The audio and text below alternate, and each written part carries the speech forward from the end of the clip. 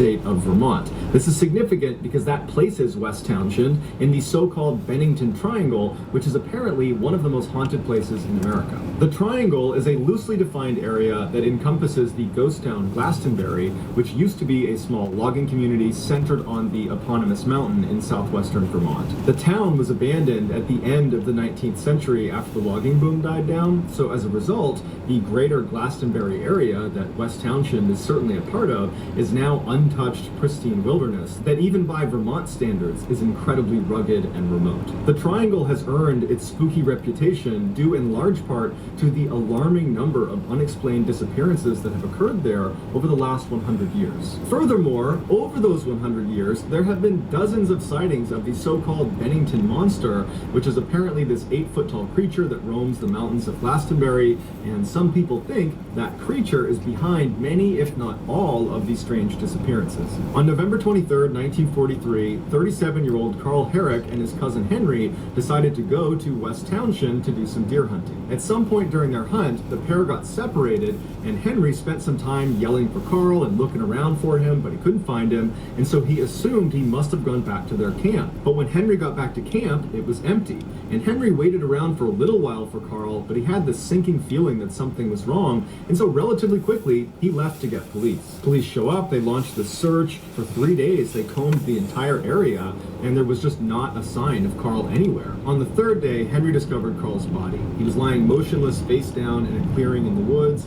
Initially, Henry thought maybe he was still alive, so he ran over to him and rolled him over, and very quickly realized that no, Carl was deceased. However, there weren't any obvious injuries to Carl's body. He had some minor scratching on his arms and on his hands, but that was about it. Henry looked around the area and he found Carl's rifle that was loaded, leaning up against a tree 70 feet away from where Carl was. Next to his rifle on the ground was an expended shell casing. Also, around Carl's body were apparently huge bear tracks. The official cause of death was baffling. Carl apparently was squeezed to death to the point where his rib broke and punctured his lung. So the theory became Carl must have been out here by himself. He encountered a black bear. He fired one shot at the black bear. Thinking it was down, he walked over to check, and the bear attacked him and squeezed him and killed him. The end. But not so fast. If Carl encountered a black bear and fired one shot into the animal based on the one found shell casing, that one shot is not going to be enough to put that animal down. Or very rarely is one shot going to be enough to put down a black bear. And Carl, being a hunter, he would know that. And he would want to keep some distance with his weapon up, aimed at the animal in case he needed to fire again. But even if Carl was really confident that one shot had taken the bear down, well, why would he risk his life by checking on the animal to make sure it's down without his gun? Why did he place it against a tree and then walk 70 feet over to this animal that if it's not dead, it poses an enormous threat to you? You're all alone and unarmed with a huge bear that you've shot. No one's going to do that. You're going to carry your gun. But even if all of that happened, that Carl, unarmed, approached this bear thinking it was dead, but the bear's not dead, he's lying in wait, he leaps up and attacks Carl. Even if that happened, black bears don't squeeze people to death. They might scratch you and bite you and rip you to pieces, but they don't squeeze you to death. And Carl only had light scratching on his wrists and on his hands. He did not have any signs of a traditional bear attack. So either this is the first time in the history of black bears that a black bear squeezed a person to death, or something else squeezed Carl. But what kind of an animal is, one, so strong it can squeeze a man's chest to the point where it breaks his ribs, and two, happens to be roaming around the Bennington Triangle? Makes you wonder. I was out there. I didn't see anything. Ape Canyon is a gorge on the southeast portion of Mount St. Helens in the American state of Washington. The canyon is so named after a group of miners alleged that ape men, aka Bigfoot, attacked their cabin there in 1924.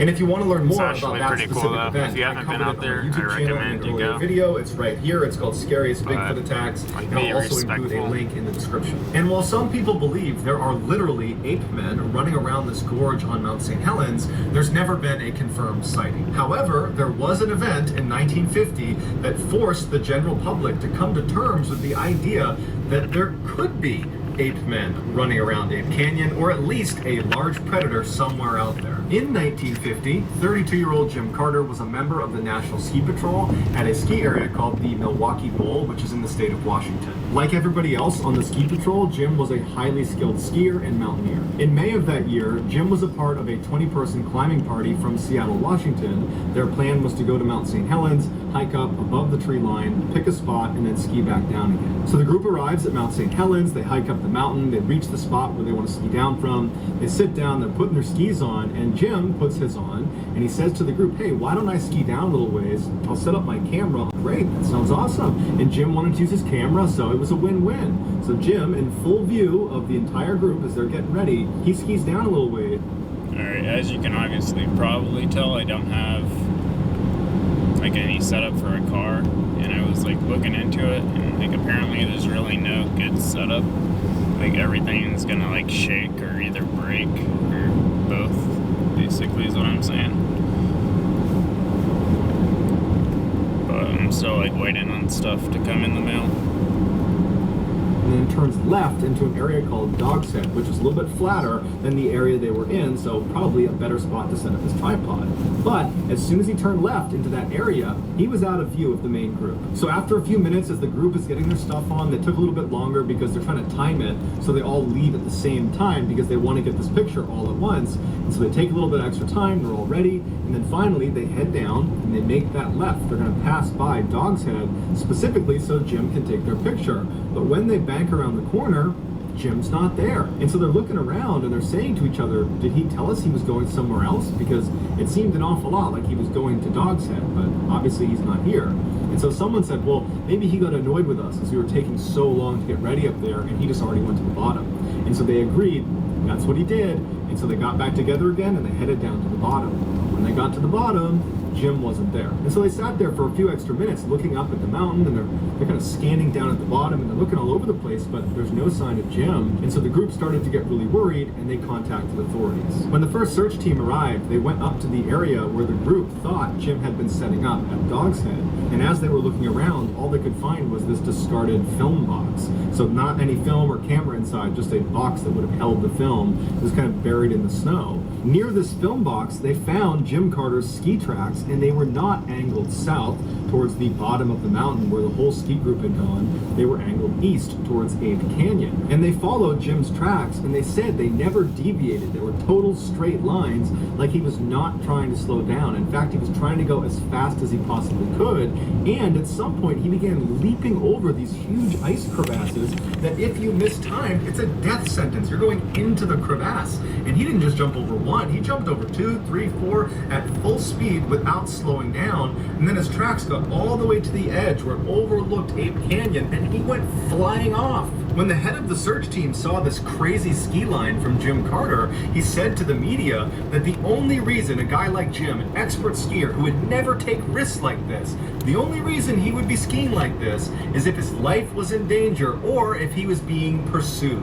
So the search teams moved down into Ape Canyon, and for 5 days, 75 people combed the entirety of Ape Canyon up and back over and over and over again. They never found Jim, and they never found his skis or his camera or anything. And the whole time they were looking, those 75 searchers would report that anytime they were alone, they had the distinct feeling they were being watched. And it got so uncomfortable for many of them that they refused to go back into the gorge unless they had someone right next to them. After those 5 days of searching almost exclusively inside of Ape Canyon, they spent another 5 days not only continuing to search Ape Canyon, but also the surrounding areas. And finally, after 10 days of finding no trace of Jim Carter, the search was terminated. The only rational thing investigators could point to as the reason behind why this happened to Jim was he was diabetic and he had forgotten his insulin that day, so perhaps he became hypoglycemic and he became confused and then managed to ski off the cliff into Ape Canyon, where he landed in such a way that he remained hidden. Or, like the head of the search party seems to think,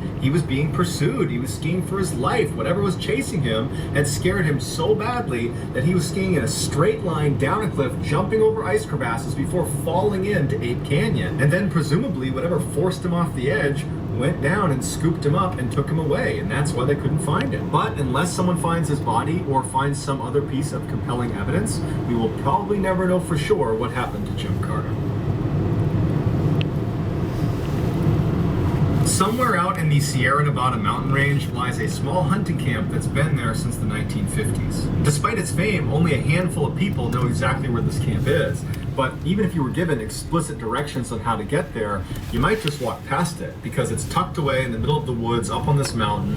It's just a small fire pit, a couple of logs around it, another log set up for cutting wood, and there's some paths that have been beaten down over the years from its occupants, but it's pretty much unremarkable. According to camp members, the fastest way to get to the site is by horseback, and it's approximately 8 miles, and it's through very rugged terrain on this mountain, and it includes a 4,000-foot elevation gain. However, this 8-mile trail is not marked, and every year it changes slightly because trees will fall along the way, changing the topography. Ron Moorhead, who's one of the 4 original camp members, laments the fact that anybody knows anything about this campsite.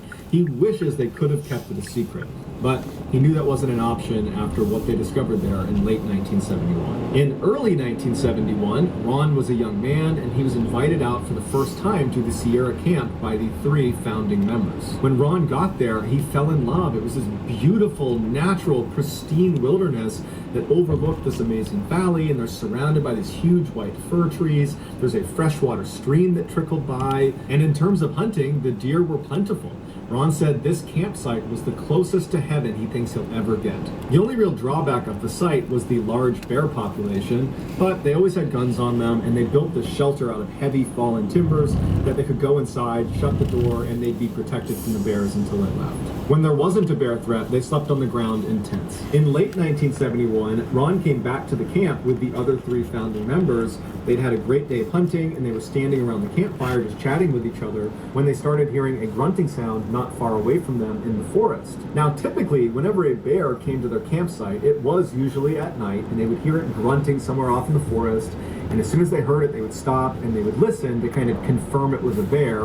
And if it was, they would go inside of their shelter and they would wait for it to leave. But this time, when they stopped to listen to confirm it was a bear, the sound they heard next was something they had never heard before, and it was so frightening they almost fell over each other running to get inside of the shelter. It was like a whooping sound you would expect from an ape, except instead of a series of whoops like you would expect from an ape, it was one loud whoop, and then silence, and then another creature somewhere else made a responding whoop that sounded different than the first. There was at least 2 creatures that were basically speaking to each other out in the forest, out of view. Ron would say, as these creatures were howling and whooping at each other out in the forest, the men were huddled around inside of the shelter looking at each other like, what is that? Has anybody heard that sound before? And nobody knew what it was. And after a little while, they heard these creatures running towards the camp. They were pretty well off, but they heard these heavy footsteps approaching. And so Ron and the others, they put themselves up against these slats inside of the shelter where they could look out in the direction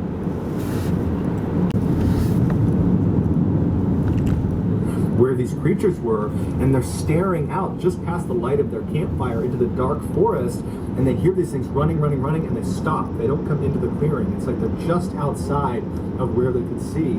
And then their tone completely changes. These creatures, which are now one on one side of the camp and one on the other, begin speaking to each other in a language that almost sounds human, but it was nonsensical. It sounded like an imitation of a human language, but not human. And so Ron and the others are terrified, and they're just staring through the slats, waiting to see this creature that's going to emerge at some point, but it never does. Instead, the creatures continue to stay outside of the light, and they move around behind their shelter out of view. And so Ron and the others move to the very middle of their shelter to get as far away from the walls as they can, because there are breaks in the walls, and they're worried one of these things is going to reach through and grab them. But finally, after hours of these creatures running around the perimeter of their camp, communicating in this totally otherworldly language, they started whooping again and ran off. And for the rest of the night, Ron and the other 3 stayed right in that shelter. The next day, when the sun came up, the men were out of that camp as fast as they could. These are hard, rugged men, and they were very shaken up by this experience. And they tried to talk about it, but there was just no way to describe what they were hearing and experiencing.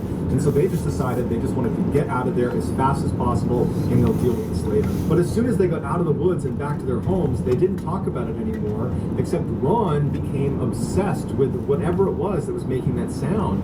He so desperately wanted to find out what it was. And so he convinced the other 3 members to come with him and go back to the campsite, except this time Ron was going to bring an audio recorder, and he was going to try to capture some audio of these creatures. And so the 4 men went back to the campsite. They didn't even hunt that day. They stayed right near the campsite. They made this big fire, and they're all just kind of nervously sitting there waiting, kind of hoping it happens and also hoping it doesn't happen. And at some point in the evening, Ron said he heard footsteps way out in the middle of the forest, and they sounded like they were running towards the camp.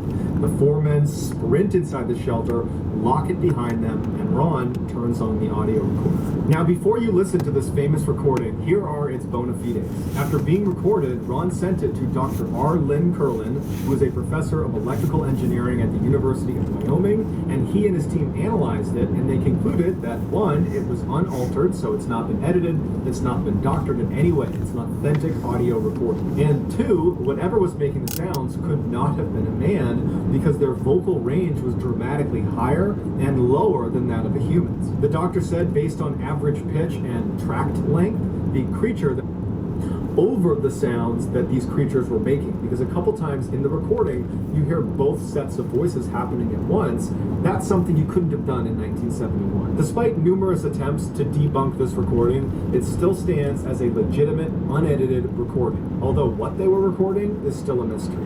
Have a listen.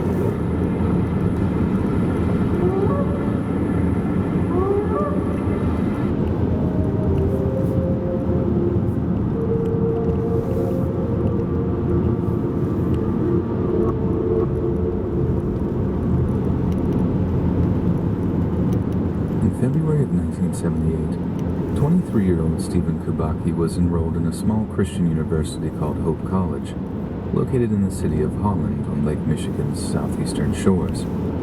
He was a studious but eccentric young history major who once co-wrote an op-ed for the campus newspaper about the inadequate collection of books in the university library, arguing that the school should install an electronic security system to safeguard against theft. Bob Marr graduated from Hope in the spring of '78, and although he didn't know Steve personally, found that his reputation preceded him. Fellow students talked about Steve like he was some kind of free-spirited genius, and even though he was fairly conservative in his lifestyle, the fact that he lived off campus gave him the air of a rogue scholar. He was definitely a big Dungeons and Dragons guy, Marr said. But he owned it. It was cool. He wasn't the average nerd, that's for sure. Kubacki was also known to be an enthusiastic outdoorsman who had previously climbed mountains while studying abroad in Europe. He's been cross-country skiing in the same area bordering Lake Michigan before. The trip that weekend hadn't been particularly unusual, but his solo skiing trip, planned for February of '78, proved to be one that would change his life forever. Steve had planned to spend the weekend on a solo cross-country skiing trip, returning on Monday at the very latest. Fellow students say that when Monday rolled around, Steve's absence was only met with mild concern. Yet when the usually punctual and diligent student was a no-show for a second consecutive day, it quickly became obvious that something was terribly wrong. How he was first reported missing honestly depends on who is telling the story. But if a local news report from February 21st, 1978 is to be believed, snowmobilers in Saugatuck spotted a pair of cross-country skis and a backpack lying abandoned in the snow. They immediately contacted authorities, who launched an air and land search. A missing persons report was soon filed with the local police department, who were able to coordinate their search to the area where Steve had supposedly started his trip. It was there that they found a 200-yard trail of footprints in the snow, the same size and track as the ski boots that Steve would have been wearing. But eerily, these same footprints led past the edge of Lake Michigan, ending abruptly in a way which led search and rescue personnel to conclude that Steve had somehow drowned under a thick layer of unbroken ice. Although it could never be fully proven, the official conclusion was that Steve was dead, and would only be a matter of time before the currents of Lake Michigan deposited his decomposing corpse somewhere on the shores of Lake Michigan. Steve's family was devastated, and resigned themselves to waiting a long time for any answers to the many questions surrounding his disappearance. But they had no idea just how close, or how shocking, those answers would be. Steve Kubacki had no idea he was even missing when he opened his eyes one Saturday night, and found himself lying on a patch of grass in a place he wasn't familiar with. As he came to his senses, He realized he didn't recognize the clothes he was wearing, nor the backpack he was in possession of. Neither his original backpack nor his skis were anywhere to be seen, and somehow he didn't remember where or how he'd lost them. Feeling extremely disoriented, Steve got up, approached a passing stranger, and asked them where they were. "Pittsfield," the stranger replied in confusion. "Pittsfield?" Stephen replied, initially believing himself to be in the Ann Arbor suburb of the same name. "How did I get all the way over to Ann Arbor?" "Ann Arbor?" The stranger sounded even more confused now. "Buddy, this isn't Michigan. This is Pittsfield, Massachusetts. See?" The stranger then pointed to a nearby parked car, one clearly showing a Massachusetts license plate. Stephen was dumbfounded. He had only intended to ski around the countryside outside of Holland, Michigan. Instead, not only had he somehow ended up more than 700 miles east of his proposed route, but he had absolutely no recollection of how he'd gotten there. The situation was a horrifying one in its own, but when David passed a nearby newsstand and set eyes on a newspaper, he almost passed out in shock. In the top corner of the page, the date read 5579. But that was impossible, because it meant that Stephen had just spent the past 15 months in some kind of waking coma, one in which he had somehow made an almost 1,000-mile journey across the country. In a state of complete shock, Stephen managed to recall that he had an aunt in a place called Great Barrington, Massachusetts, which turned out to only be around 20 miles from Pittsfield itself. Since he had no money, he managed to hitchhike out to his aunt's place, who said she received the shock of her life when he saw him at the door. "It was like seeing a ghost," she later said. Steve's emotional reunion with the family, who'd long thought him dead, became a national media sensation. At a hastily called press conference, Steve told a gathering of reporters that when he woke up in Pittsfield, he was wearing a different set of clothes from those he'd set out in the previous year. He also had a new backpack filled with maps and hitchhiking signs that suggested that he had traveled extensively during his year-long unconscious episode. He was somehow in possession of memorabilia from Sacramento, San Francisco, Reno, Chicago, and Utah. He also had $40 in cash, new glasses, sneakers, and a t-shirt from a marathon that had taken place in Wisconsin. "I feel like I've done a lot of running," he said in the interview the week he reappeared. His memory right up until his disappearance remained intact. He said the last thing he remembered was feeling cold and scared of being lost in the frozen darkness. Steve told a reporter that he believed his blackout was caused by exhaustion and exposure, and said he would see a medical doctor for a physical, but despite his parents' insistence, would not be seeing any kind of therapist or psychiatrist. "My father was going to sign over the house to me. I had 3 courses at school and no trouble," he said. "There was no trouble with girls. I had a job lined up with the Holland Sentinel newspaper. I was in a good place mentally, so I don't think that side of things has anything to do with it." Obviously, Steve didn't end up taking the job at the Sentinel, and his bachelor's degree was awarded absentia from Hope College when he was thought to have passed away. Although drowning was the most commonly accepted theory, some of the detectives who investigated his disappearance had their doubts that Stephen was actually dead. At one point, detectives were so flummoxed that they sent Stephen's dental records to Chicago to see if Kibaki might be among the serial killer John Wayne Gacy's unidentified victims. These days, Stephen is alive and well, and is working as a psychologist in the Pacific Northwest. For decades, he had refuted his central crew, but as much as some of these stories sound like something out of a cheap dime novel, and they may well be, Stephen's disappearance was well documented and is in no way an elaborate hoax. It might well be that the man suffered some kind of head injury, which would explain his memory loss. But if that was the case, why did a subsequent medical examination find him to be in perfect health?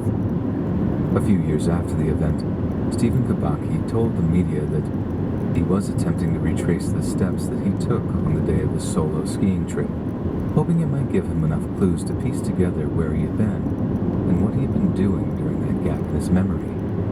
But even after this dark pilgrimage to the place that he had disappeared, Stephen didn't seem to find any new answers, and if he did, he definitely didn't talk to any journalists about it. Yet the question remains, has Stephen remained quiet about his disappearance because it's still a mystery to him? Or has he since remembered something so terrible that he can't possibly bring himself to talk about it? Little else would explain such a rigid wall of silence from his friends and relatives. But at the end of the day, it seems the enigma of Steve Kubaki's bizarre disappearance will forever remain an unsolved mystery.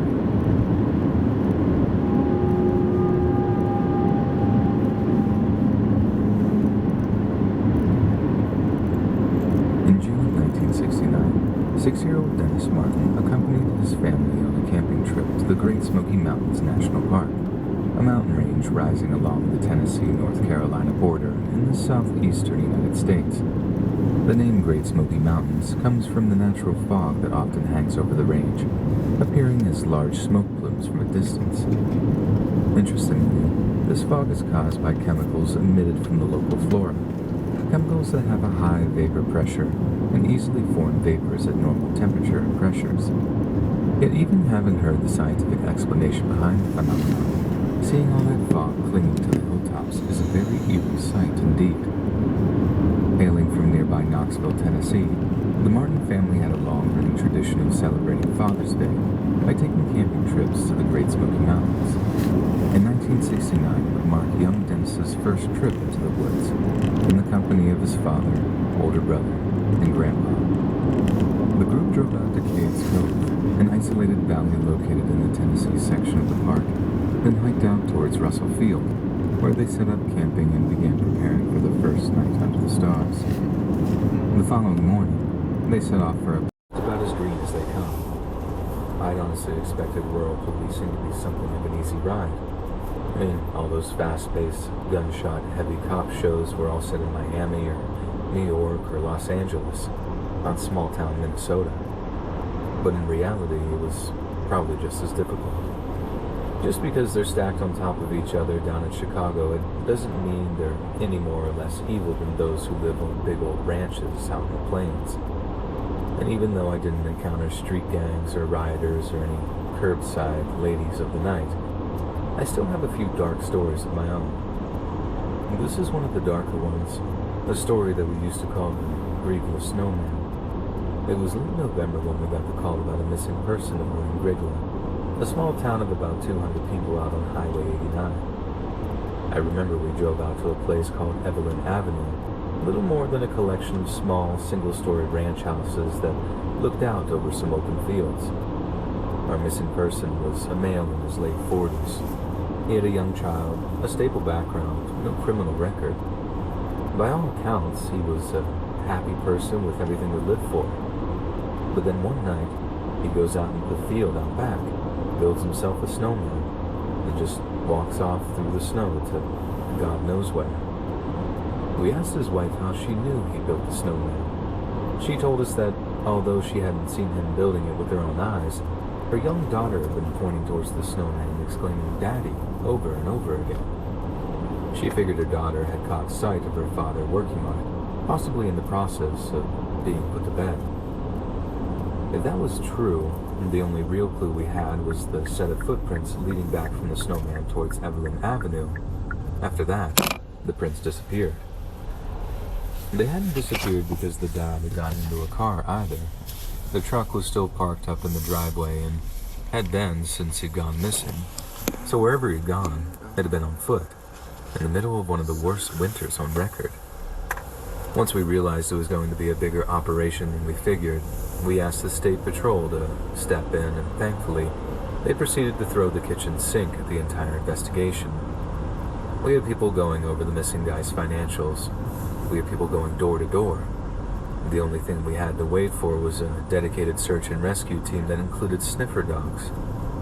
Minnesota State Patrol had a chronically underfunded canine program at the time, so we were mostly reliant on the MSRDA, or the Minnesota Search and Rescue Dog Association.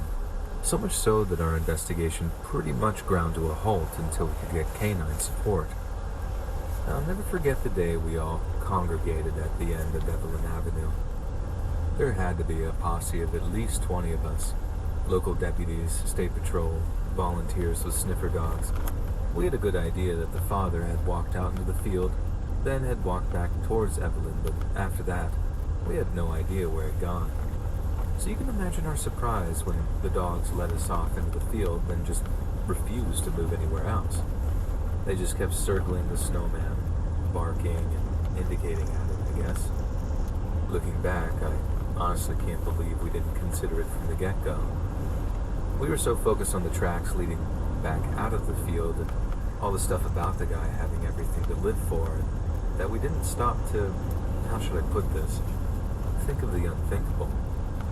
So as we're all just standing around the snowman, waiting for the dogs to move off, there was this sort of penny drop moment, I guess.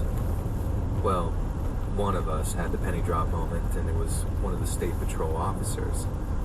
All of a sudden, I just hear him talking to one of the volunteers like, Hey, get away from the snowman. The guys near it jumped back, all confused for a second, but as the state patrol officer knelt down by the snowman and began delicately clawing at the frozen white mass, the rest of us realized what he was doing. There was this distinct no effing way moment when the patrol officer's delicate digging suddenly revealed this black spot, and kneeling down next to him, we all saw what was clearly the black tread of a boot. Within the hour, we had forensics out there, setting up a perimeter around the snowman before they cleared the rest of the snow away. The missing guy's body was curled up in the fetal position, the cause of death being blunt force trauma to the skull. Then, whoever had either knocked him out or killed him had just piled snow over his body. We never figured out if there was some greater significance to it or if the murderer had just taken the opportunity to hide the body in plain sight, but either way, the cover actually worked for around 40 plus hours. Obviously, the footprints leading away from the snowman belonged to the killer, not the victim. Something we really should have figured out earlier. But the thing that really sticks with me is how the guy's young daughter kept pointing at the snowman and saying, Daddy. Did she actually see her father being interred, I guess you could say, in that temporary frozen tomb? He'd been known to build snowmen with her in the years prior, so it's possible that the snowman simply reminded her of her father. But I can't help but think that in years to come, there might be some repressed memories just fighting to claw their way free of the mental fog of youth. We never caught that killer, and that accounts for one of the few regrets I have about my time as a deputy. I remember we made an arrest at one point. State Patrol brought a guy in for questioning because he had priors or something. But the county sheriff never liked the guy for it, and it was no surprise when the case against him quickly fell apart. After that, little by little, they kept reducing the number of officers on the case until one day, once the sheriff was sure the media wouldn't kick up a stink about it, the whole thing was just tossed into some filing cabinet with the rest of the cold cases. No justice, no closure, no answers. Shortly after, the poor widow and their kid ended up moving out of town, probably to move in with relatives who could help raise their daughter. After that, people slowly stopped asking us about the case, and then after a while, it was as close to as forgotten about as possible. But it won't be truly forgotten until the guys that were there that day are all dead. You don't just forget about something like that. I know that kind of goes without saying, but even with all the messed up, horrifying, or heartbreaking things you see in law enforcement, it's incidents like the snowman that are the ones that really haunt you. And you spend way longer than you should trying to reconcile that creepy, cold-lump smile on its face with the horror of what we found at its base.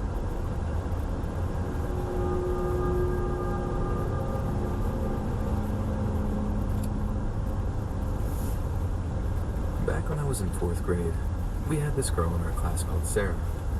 Sarah was definitely a problem child, and nowadays it was probably her parents that were to blame. But at the time, I hated her because she was just weird. Then one year, after winter break, Sarah wasn't in our class anymore. A bunch of rumors went around about what might have happened to her, but no one knew for sure. Not until someone spotted her in the next larger town over. The next thing I hear, Sarah's parents had cut all her fingers off. I was only 9 years old at the time, but even then, I thought that sounded a little far-fetched.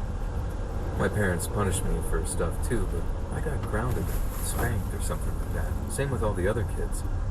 Your mom and dad don't snip your fingers off no matter how bad you've been.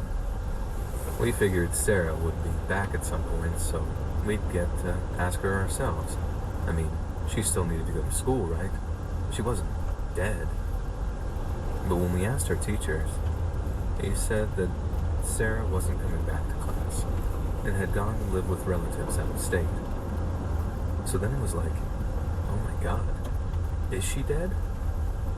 It was only years later that I found out the truth and how the creepy finger-cutting thing was actually kind of half true.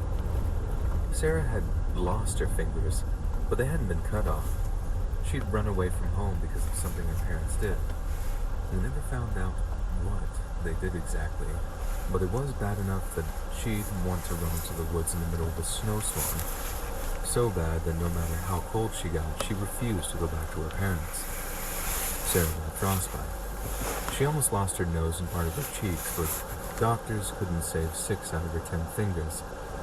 She would have died if it wasn't for some stranger picking her up at the side of the road and rushing her to the emergency room. Then, as for the whole thing about going to live with relatives out of state, none of that was true. Sarah didn't have any family that CPS knew of, and her parents were such a risk to her that they placed her in foster care in a whole other state. Definitely the most messed up memory I have of my childhood, and sometimes I think about Sarah and I hope she grew up to be relatively happy and took care of people who actually cared about her. The scary side is wondering what her parents were doing to her that'd make her so scared. Like, I get that she might have just gotten lost, then tried to get back home and just couldn't. But that just doesn't sit right with me. Like I said, we were 4th graders, but we weren't dumb. It would be pretty hard to get lost in the woods because you can basically still see our town through them, but not that dense. So what did Sarah's parents do that she'd rather almost die than go back and get help? But honestly, at the end of the day, I think I'm better off not knowing.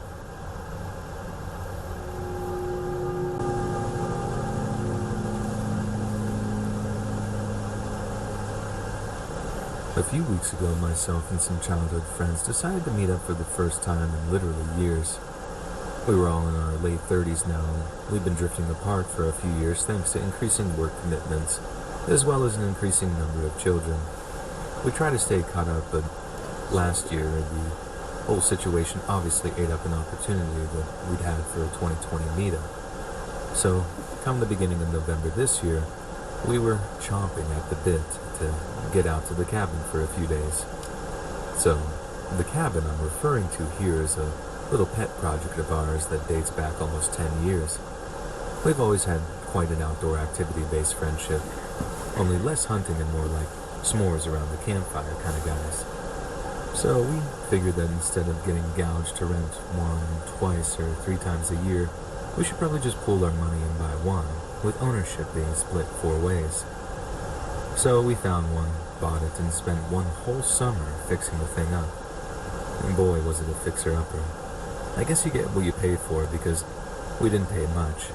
But getting to basically rebuild the thing ourselves generated this deep emotional attachment to it. So as you can imagine, not getting to see the place for just over a year really sucked. Naturally, we were hooping and hollering when we arrived on Friday the 5th, due to depart on Sunday the 7th. We had beers, burgers, and a lot of bourbon. And after more than a year of all the anxiety from 2020, it was great to get back up into the mountains again. At this point, it's almost like I want to be able to tell you about some creepy phenomena that began with our arrival and steadily increased in intensity. Something, anything to have given us an idea that something was wrong up there. But there was nothing. No howling in the night or footsteps outside the cabin. We didn't spot anyone watching us through the trees or find weird footprints in the snow. Nothing to warn us of what was to come. The first night was like all the other first nights at the cabin. We spent it out by the fire, roasting wiener dogs, toasting marshmallows, and getting very, very drunk. And then the next morning, once the bacon, egg, and cheese had blown away the hangovers, we decided to give the cabin a quick fix-up, while those less DIY skilled would go out to fetch firewood. Alright, so basically that road is closed. I think maybe because it's the winter, but not positive. Either way, the road is closed, so I can't continue right now. So I'm gonna just have to go to a different place. And that's why I was parked for a couple minutes.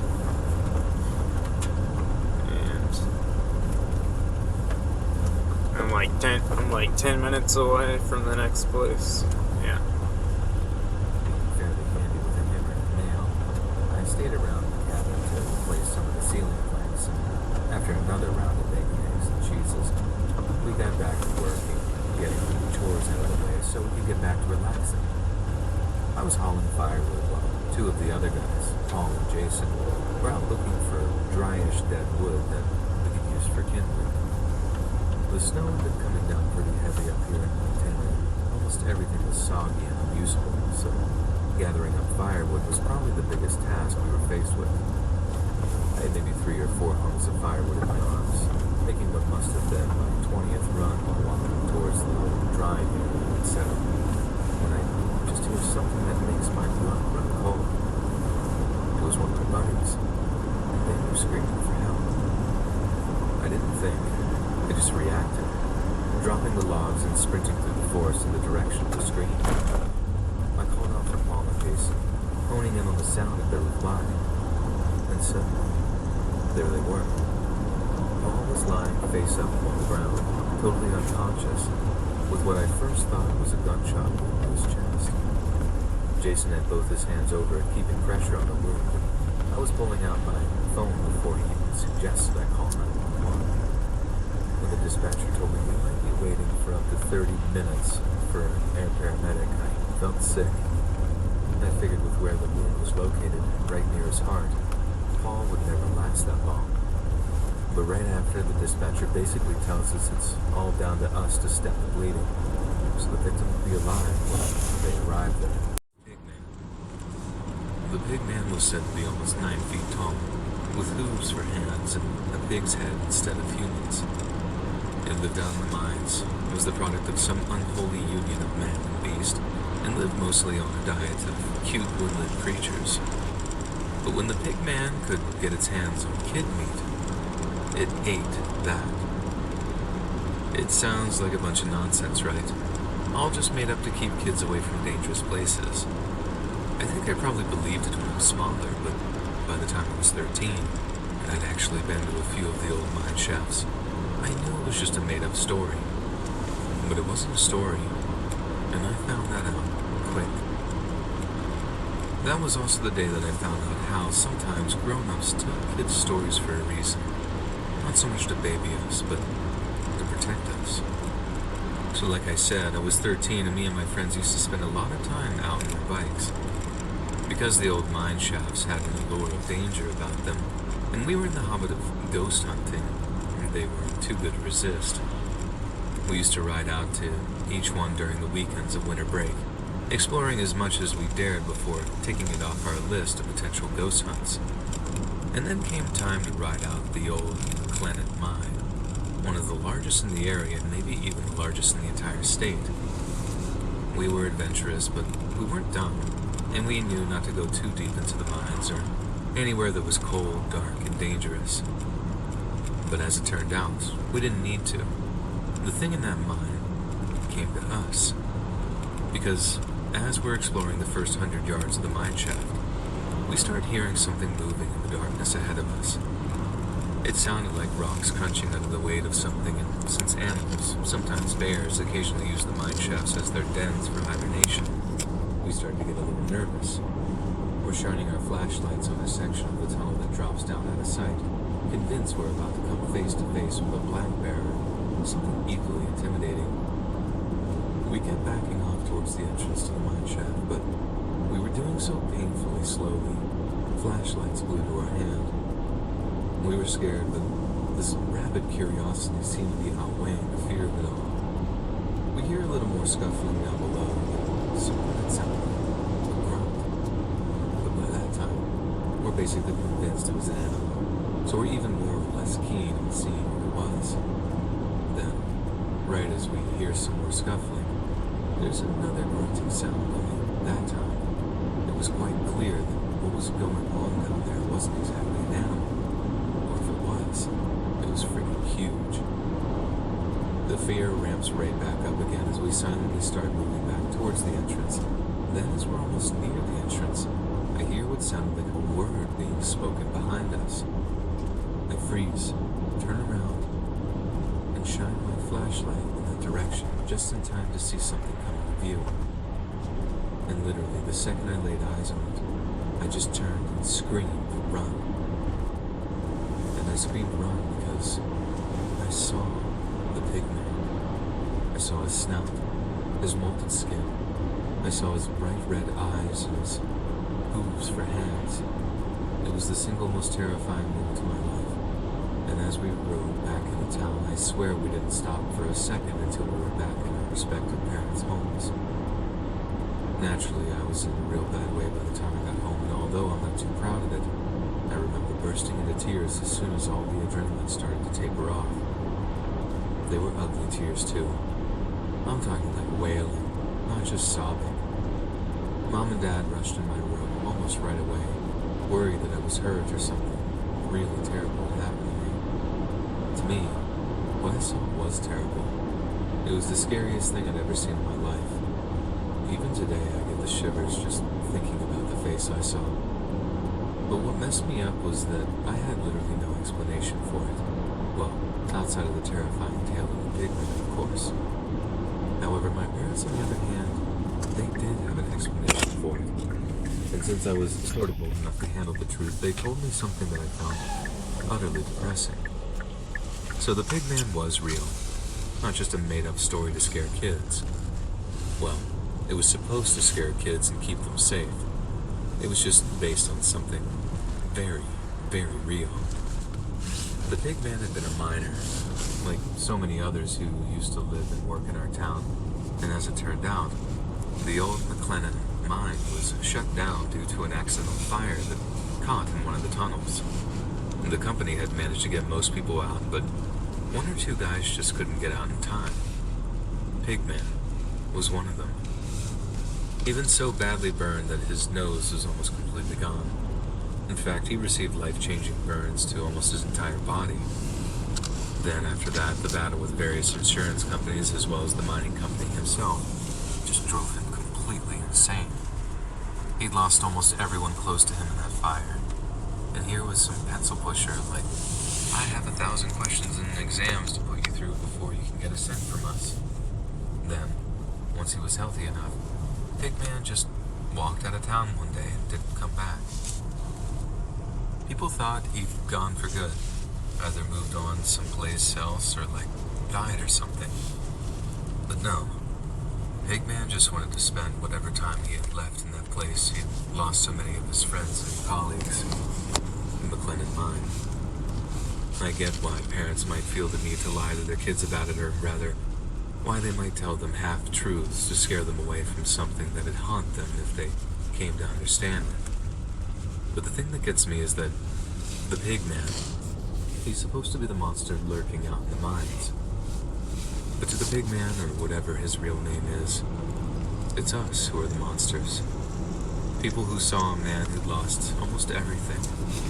They treated him like a freak and an outcast, when he couldn't just be normal again.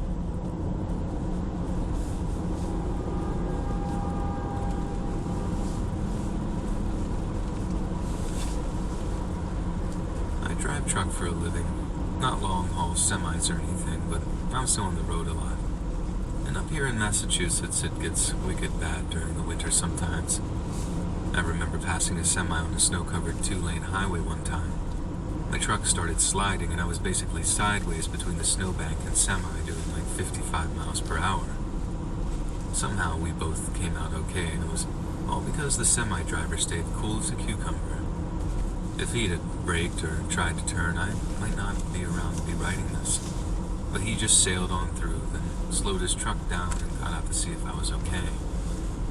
Another time I ended up hitting a patch of black ice on a poorly lit highway. I was doing 360s. The whole road was lined with trees on both sides, no ditch to slow me down, and I was just convinced that that was it for me. I didn't walk away from that one. I ended up upside down on the side of the road, and when I opened up my eyes, the Syracuse Fire Department was sawing off the door of my truck. It was like they just appeared out of nowhere the moment I crashed, and in reality, I've been out for like 40 minutes with a concussion after getting knocked out by my airbag. I never go out when it's like that anymore. Even if my wife let me, it's just not worth the risk.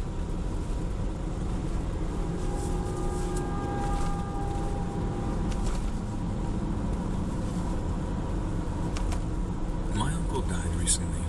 Passed away in early January after a freak car crash. He hit a patch of ice, slid off the road, and hit a tree. It was tragic. Everyone was devastated. Deaths are all the harder when they come suddenly like that. But the more I think about the way he died, the more his death scares me. Like I said, my uncle slammed into a tree after hitting a patch of black ice. From what I heard, he was trying to keep his car on the road, and while he was swerving from side to side, he just careened into this tree at the side of the road. The only tree for literally miles around. Where we live is mostly just corn and wheat fields, flat as the eye can see, and I guess whoever carved up the land and ran the highway through it decided to just leave this one tree there. I don't know, for decoration or whatever. If he'd have crashed into one of the fields, he might have just been just fine. Sure, if he rolled his car, that's bad news, but just bouncing into a barren cornfield might only have resulted in cuts and bruises. My family and his friends put it down to bad luck. Just happened to skid at the wrong place at the wrong time, then boom, his life is over. But then, here's where things get weird. I thought I was going crazy for a while.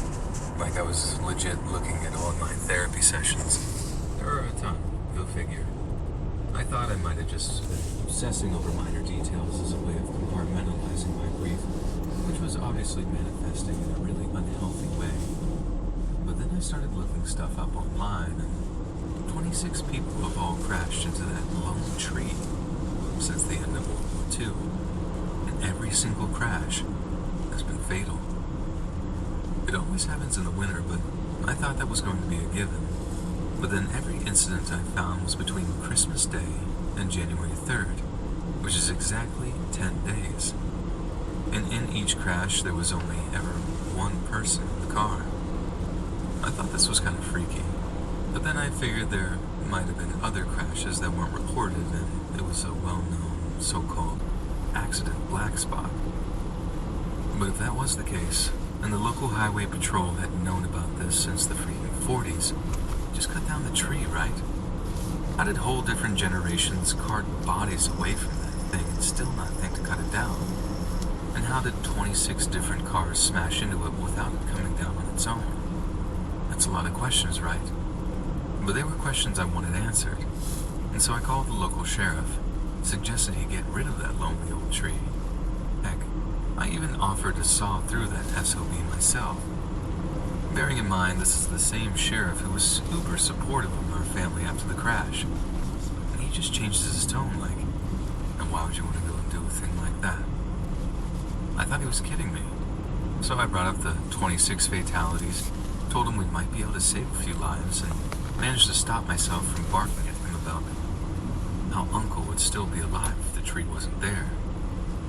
He said he'd get back to me, only he didn't. It's been months now, and I still can't get him on the phone. It's getting to the point where I think something strange is going on with that tree. I'm gonna drive out there to check it out, and maybe edit this post later or post a new one reporting what I find. I'm not some kook who believes in orbs or ESP or anything like that. But that's what gives me the creeps about this. I think this is something that science might not be able to explain. Not at the present, anyway. And I can promise you, when I do drive out there, it'll be smack bang in the middle of summer, on the warmest night of the year.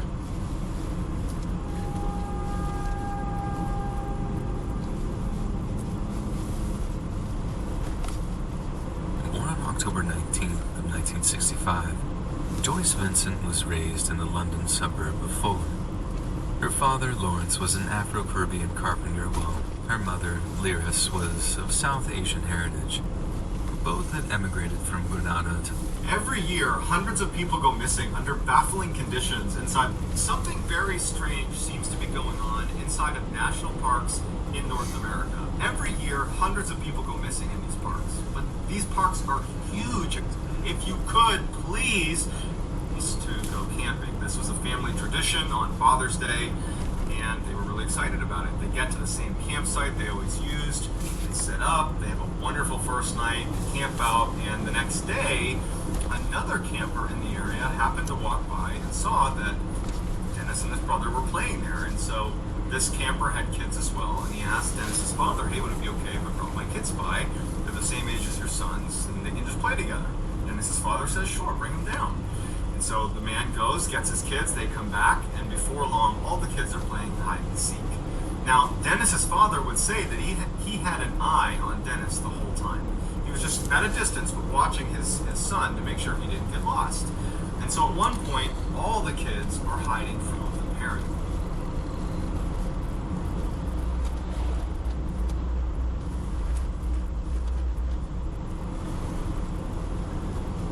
During university, I had a slew of creepy encounters. This has stuck with me the most. It started during my first class. One day, a group of us were walking together along campus, and slowly members began branching off. It ended up as just myself and the guy who was not our, just to talk to him. Sad now, but new.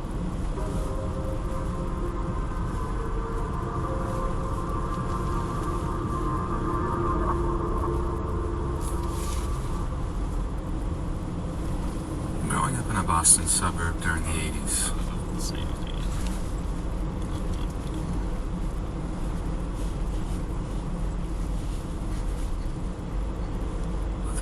but perhaps his favorite place to hang out was the public swimming pool, just across the street from his apartment building.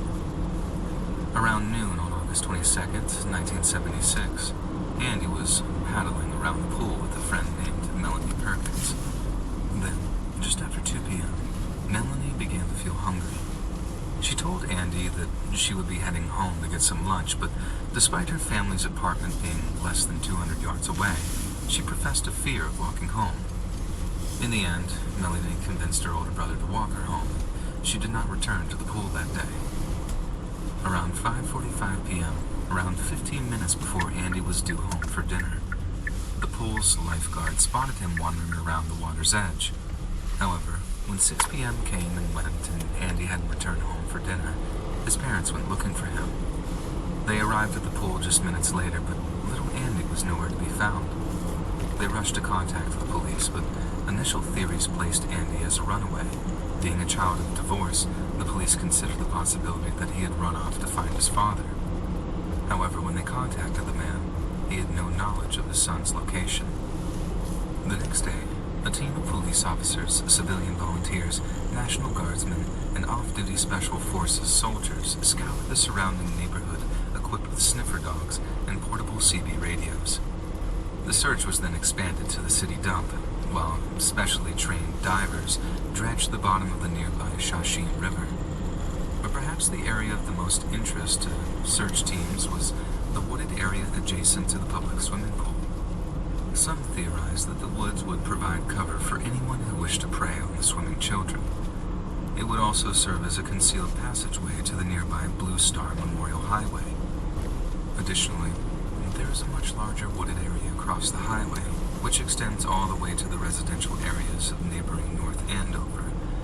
These wooded areas were extensively covered by sniffer dogs and off-duty Green Berets, but there were no signs of any struggle or scent trails. However, as one of the Green Berets pointed out, if Andy had been abducted right after getting out of the swimming pool, there was very little chance the sniffer dogs would be able to pick up his trail. Either he had been snatched up by an intelligent, predatory, and extremely dangerous individual, or something much more terrifying and inexplicable had occurred. Just 6 days after Andy was declared missing, law enforcement scaled down their search, and Andy's family was forced to face the heart-wrenching reality that he might never return alive. A week later, a man by the name of Wayne Chapman was arrested in Waterloo, in New York, on suspicion of impersonating a police officer. Inside his van, law enforcement discovered indecent images of children, maps of wooded areas, duct tape, high-end camera equipment, and a single blood-stained child's sock. When confronted with the overwhelming evidence of his guilt, Chapman confessed to violating 2 young boys, with both assaults occurring in Andy Puglisi's hometown, Lawrence, Massachusetts. Yet despite being considered a prime suspect, Chapman was never arrested or charged in relation to Andy's disappearance. And that's because, despite the mountain of forensic evidence, there was nothing that directly linked him to Andy's case. And this is where the theories get weird. In 1998, Andy's old friend Melanie Perkins rounded off 7 years of hard work by releasing the documentary film, Have You Seen Andy? The feature-length documentary explores the events of that fateful August afternoon and re-examines facts surrounding Andy's disappearance. It is a thoroughly well-researched film, and in the process of creating it, Melanie discovered something truly shocking. According to the case files, police have estimated that there were at least 5 known predators in the vicinity of the public pool on that day Andy vanished, one of whom stalked a school bus full of children with the intention of snatching one. But perhaps the most mysterious and chilling of all the film's testimonies comes from 2 local men named Alan and Tony, who were children during the late summer of 1976. Around a year or 2 after the events of that late August afternoon, Alan and Tony were walking through the woods behind the same public pool from which Andy disappeared when they made a startling discovery. Set into the forest floor, maybe 50 feet away from the public path, was a large, perfectly rectangular hole in the earth. It had flat sides and a flat base, the men claimed, almost as if something large had been removed from it, like a chest or coffin. When they returned 2 days later, the hole had been filled in again, and so effectively that it was almost impossible to discern its original location. Neither believed it was connected to the Andy Puglisi case, but when they heard about the documentary, they decided to finally break their silence. In the documentary, Melanie mentions how she once heard rumors of a forensic dig site in the woods behind the public pool, and believes that this is what the 2 men had encountered. Alan and Tony disagree. The men claim that the deep pit appeared to be perfectly cut out of the earth, as if by a giant cookie cutter. There was no police tape, no shovels or picks, and no attending police officers to warn them away from an active crime scene. But most importantly, there were no piles of displaced earth surrounding the hole. The boys walked in the area often and dismissed any idea that they missed or simply didn't remember any law enforcement involvement. To them, the hole was there one day, then gone the next, and they've never been able to properly explain it. Those more practically minded tend to lean on Wayne Chapman as their number 1 suspect, or tend to have some other more rational explanation. But the mysterious hole in the ground has become a point of fascination for the more preternaturally inclined. Andy's case has since attracted the attention of readers of David Paulides' Missing 411 series. The books detail a number of unsolved missing person cases, but these cases tend to fall within a certain category. The subjects are often children and tend to mysteriously disappear around forests, mountains, or bodies of water. But what makes a Missing 411 case so unique is the potential for supernatural involvement. So many roll their eyes at the sound of the word, but in this case, supernatural might not necessarily refer to Bigfoot or UFOs, but rather some other more tangible yet unexplainable phenomenon. Over the past 100 years, our understanding of the physical space that we occupy has changed dramatically. From the pioneers of nuclear physics to continually evolving laser technology, even our closest ancestors would be floored at the advancements we've made. So, in another 100 years, perhaps scientists will be able to explain how a quarter ton of dirt could just disappear and then reappear a few days later, or why a little boy might be with us one moment and gone the next.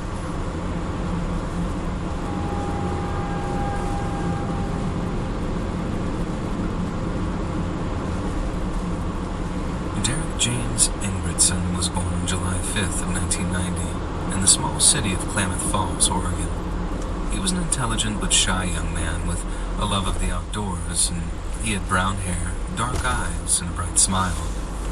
On December 5th of 1998, 8-year-old Derek agreed to accompany his father and grandfather to Pelican Butte, near Rocky Point, Oregon. The trio planned to look for a suitable-looking Christmas tree that they could cut down and transport back to their home.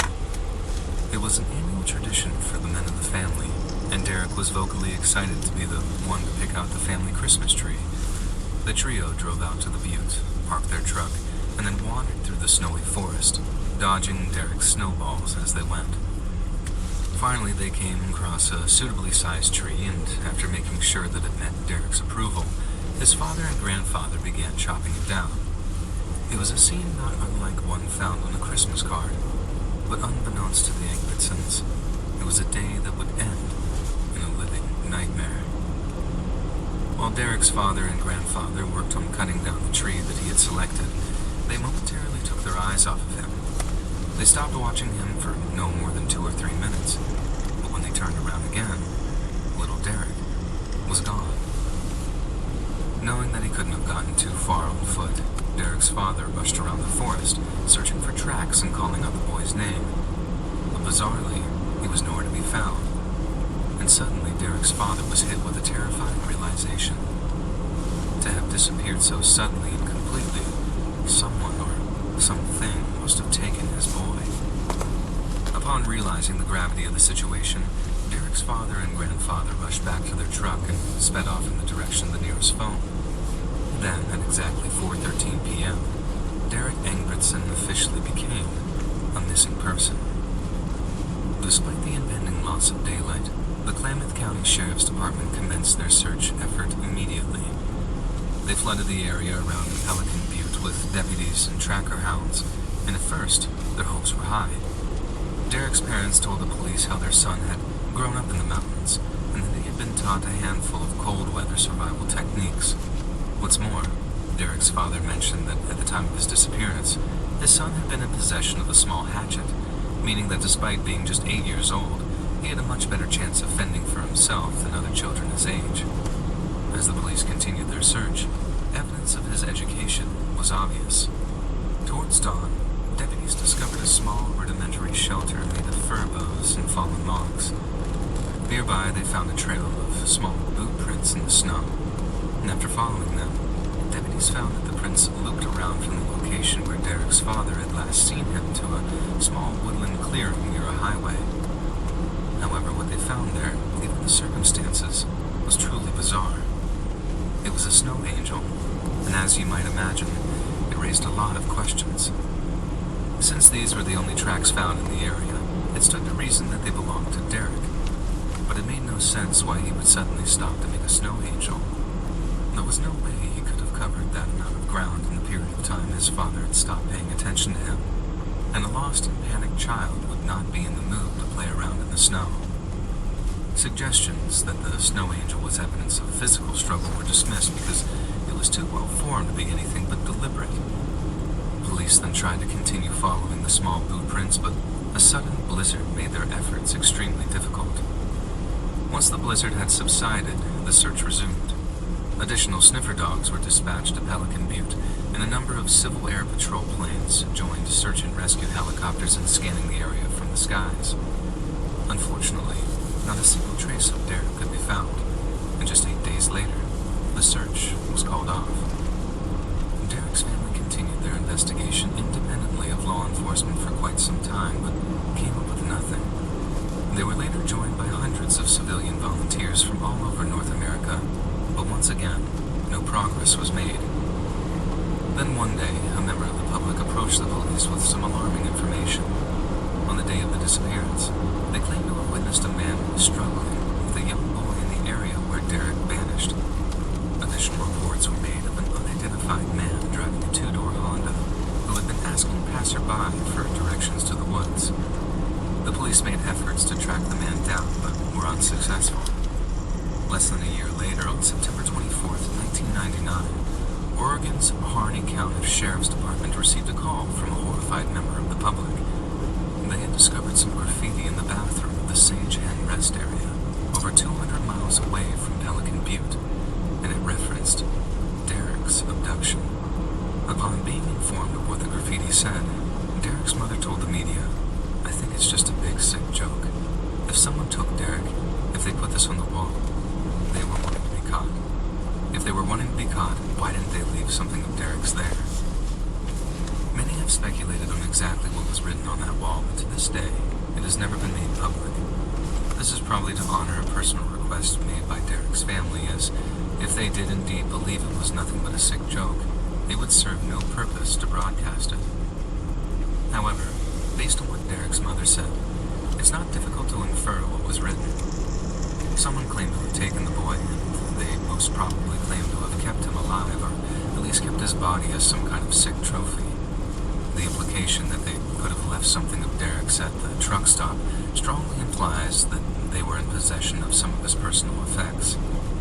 In 2008, police confirmed that a man named Frank James Milligan was considered a potential suspect in Derek's disappearance.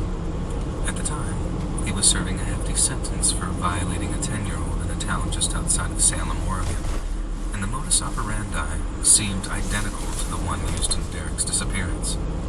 But to date, Milligan has yet to be charged in connection with Derek's case, and an eventual conviction seems less and less possible. But to have snatched Derek out from right under his father's nose, Milligan would have had to have stalked the family through the woods and then creep out without making a sound, impossible given the thick snow on the ground. If they were using chainsaws to chop down their Christmas tree, then it would be feasible that Derek's father didn't hear his cries. But the two men were using one axe between them, which is hardly capable of making enough noise to cover a child's abduction. The truth of what happened to Derek that day has remained a mystery for a quarter century now, and his case is unlikely to be solved anytime soon. But the question still stands. Did Derek fall victim to a very despicable but explicable form of predator, be it animal or man? Or did something else happen out there in the woods that day? Something we're not quite ready to believe yet.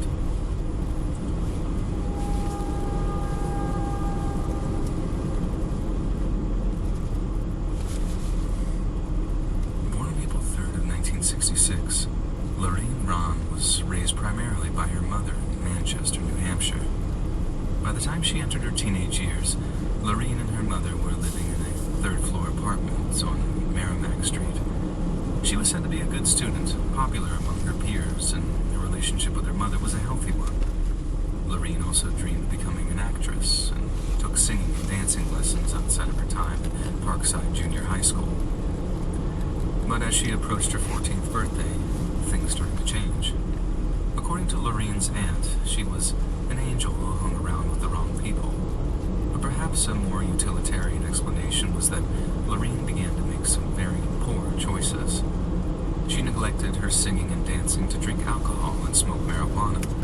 And while this is a common and relatively harmless form of teenage rebellion, it might well have been indicative of a much more sinister problem.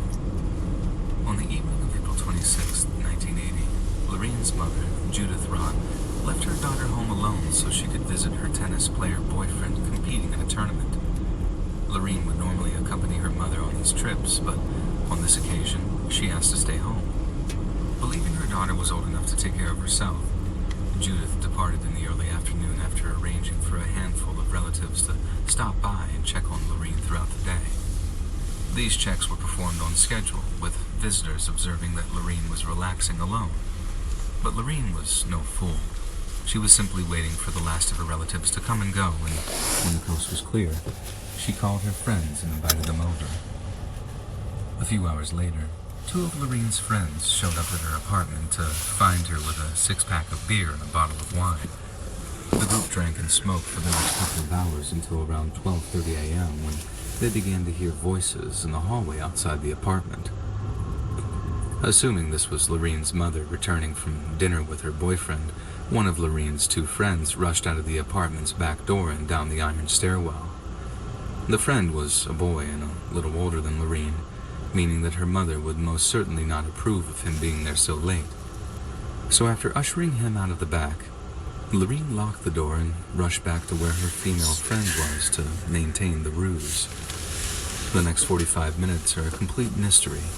The only thing we know for certain is that whoever those voices belonged to outside in the hallway, they didn't belong to Lorraine's mother or her tennis-playing boyfriend because they didn't get home until just after 1:15 a.m. Upon entering her apartment building in the early hours of April 27th, the first thing Judith Ron did was flick on the light switch, illuminating the main communal hallway. Yet the hallway remained in darkness. Confused by the sudden power outage, her boyfriend checked the building's fuse box but discovered that everything was in order. It was around then that Judith discovered the reason none of the hallway lights were working. Someone had unscrewed the bulbs ever so slightly, and they had done so on every single floor. Naturally, the couple found this extremely disconcerting and rushed up to Judith's apartment to check on her daughter. They found the front door unlocked and undamaged. When they walked inside and switched on the lights, everything seemed to be in order. Lorraine's bedroom was dark and silent, but her mother could see the clear shape of someone lying underneath the covers.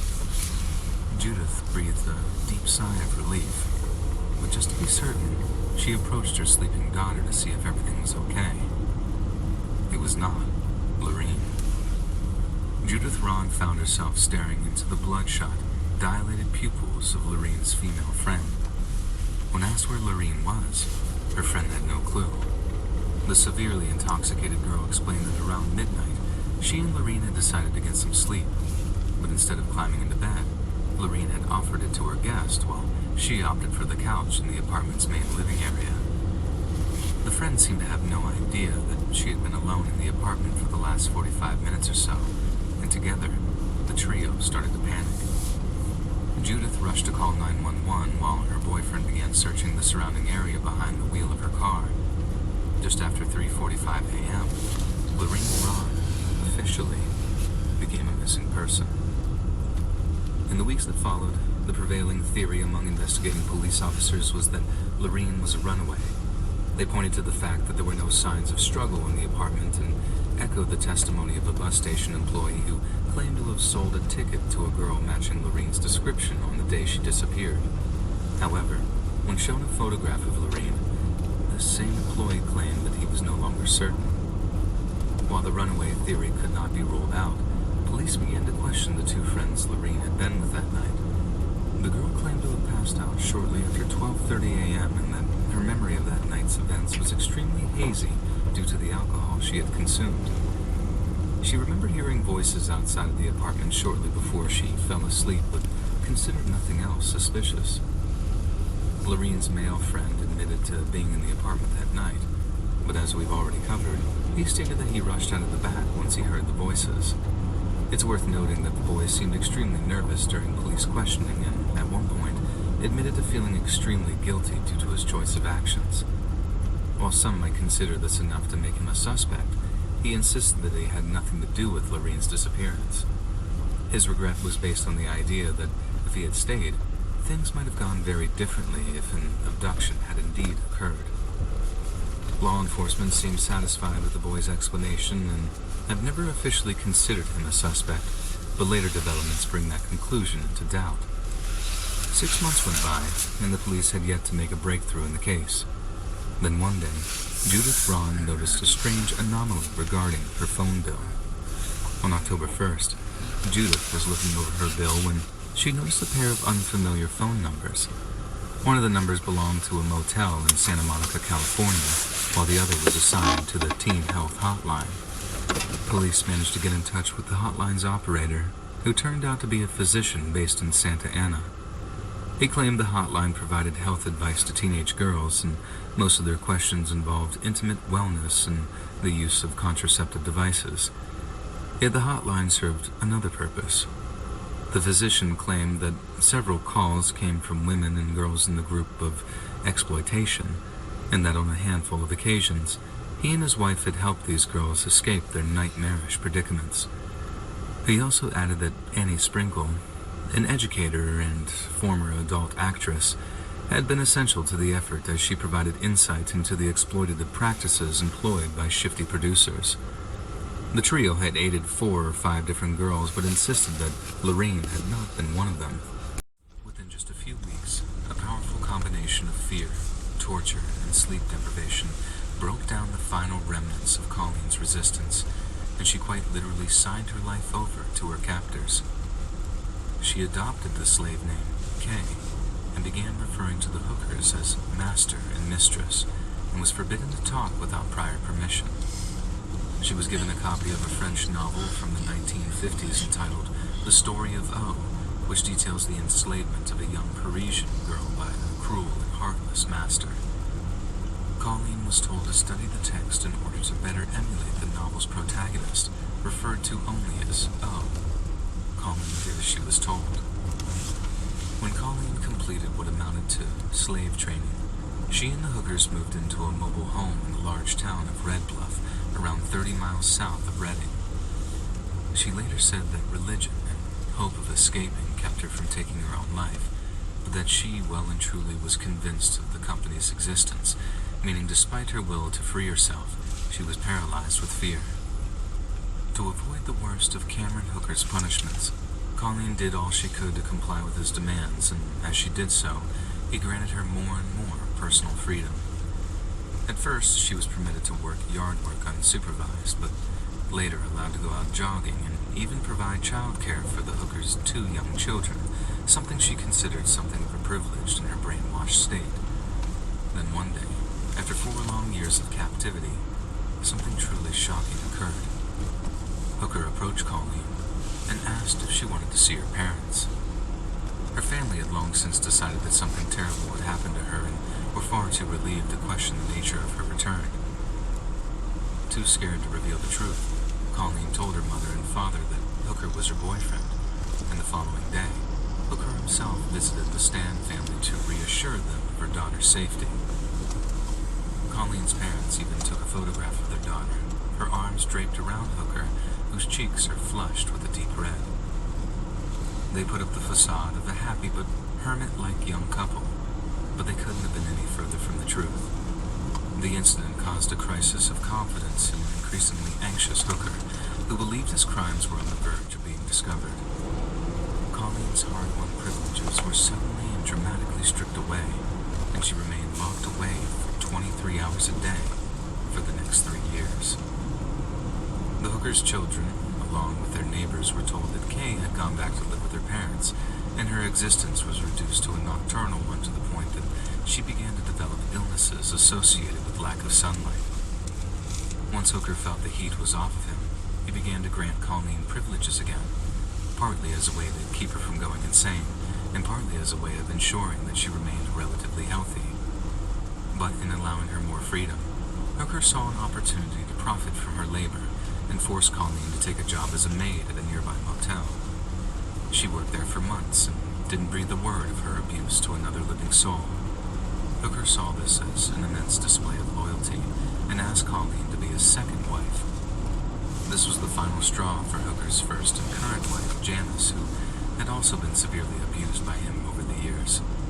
One of her rules in allowing her husband to keep a slave was that he never attempt to make her his wife, and in defying this, Janice felt deeply betrayed.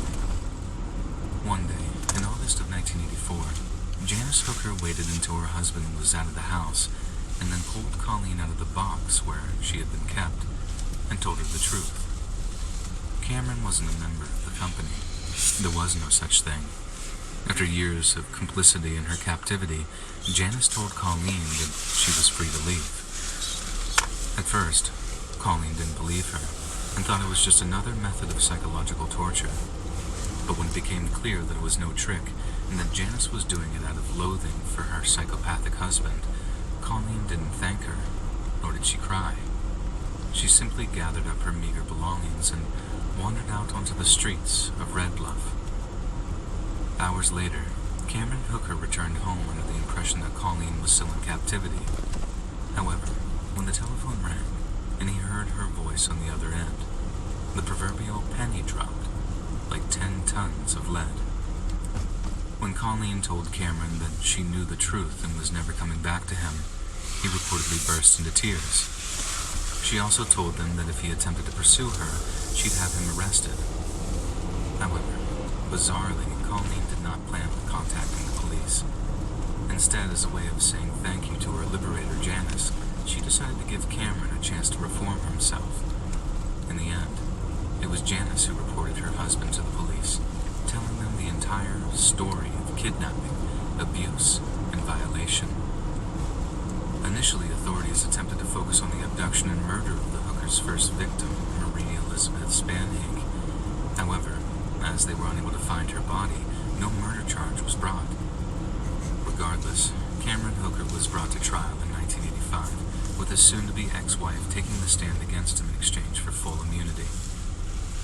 A jury later pronounced him guilty on all charges, and he was sentenced to 104 years in prison for kidnapping, assault, and false imprisonment. Hooker was originally due to be paroled in 2023, but had his hearing moved to 2015 as part of California's elderly parole program. Thankfully, her claim was dynamite.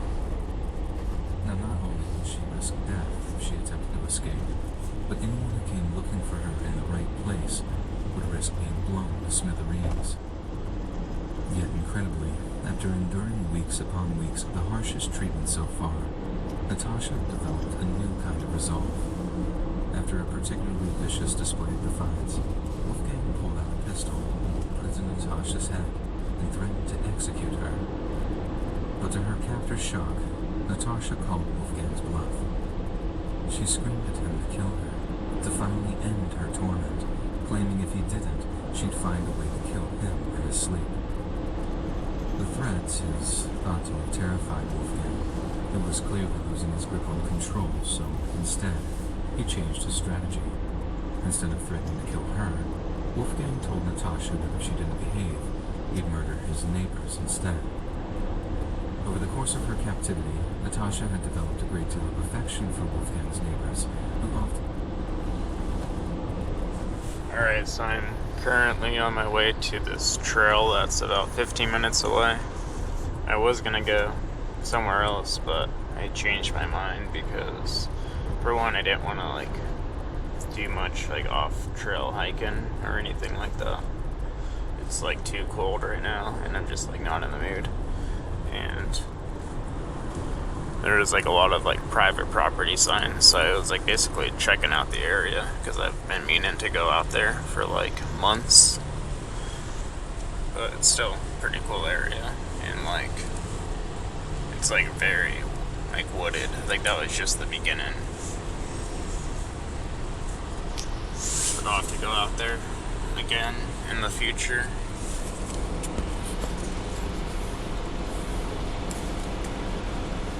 Proved her only source of outside contact. The threat worked, and Natasha appeared more compliant in the days and weeks that followed. Yet little did Wolfgang know, she was gearing up to make her great escape. She began bashing her plastic water bottle against the walls of her cell at night in the hopes of attracting the attention of a passerby, and tried in vain to suddenly attract the help of strangers on the rare occasion she was taken into town. Natasha was persistent but careful, and once again reminded herself to wait for an opportune moment. It took 8 long years, but one day, that moment finally came.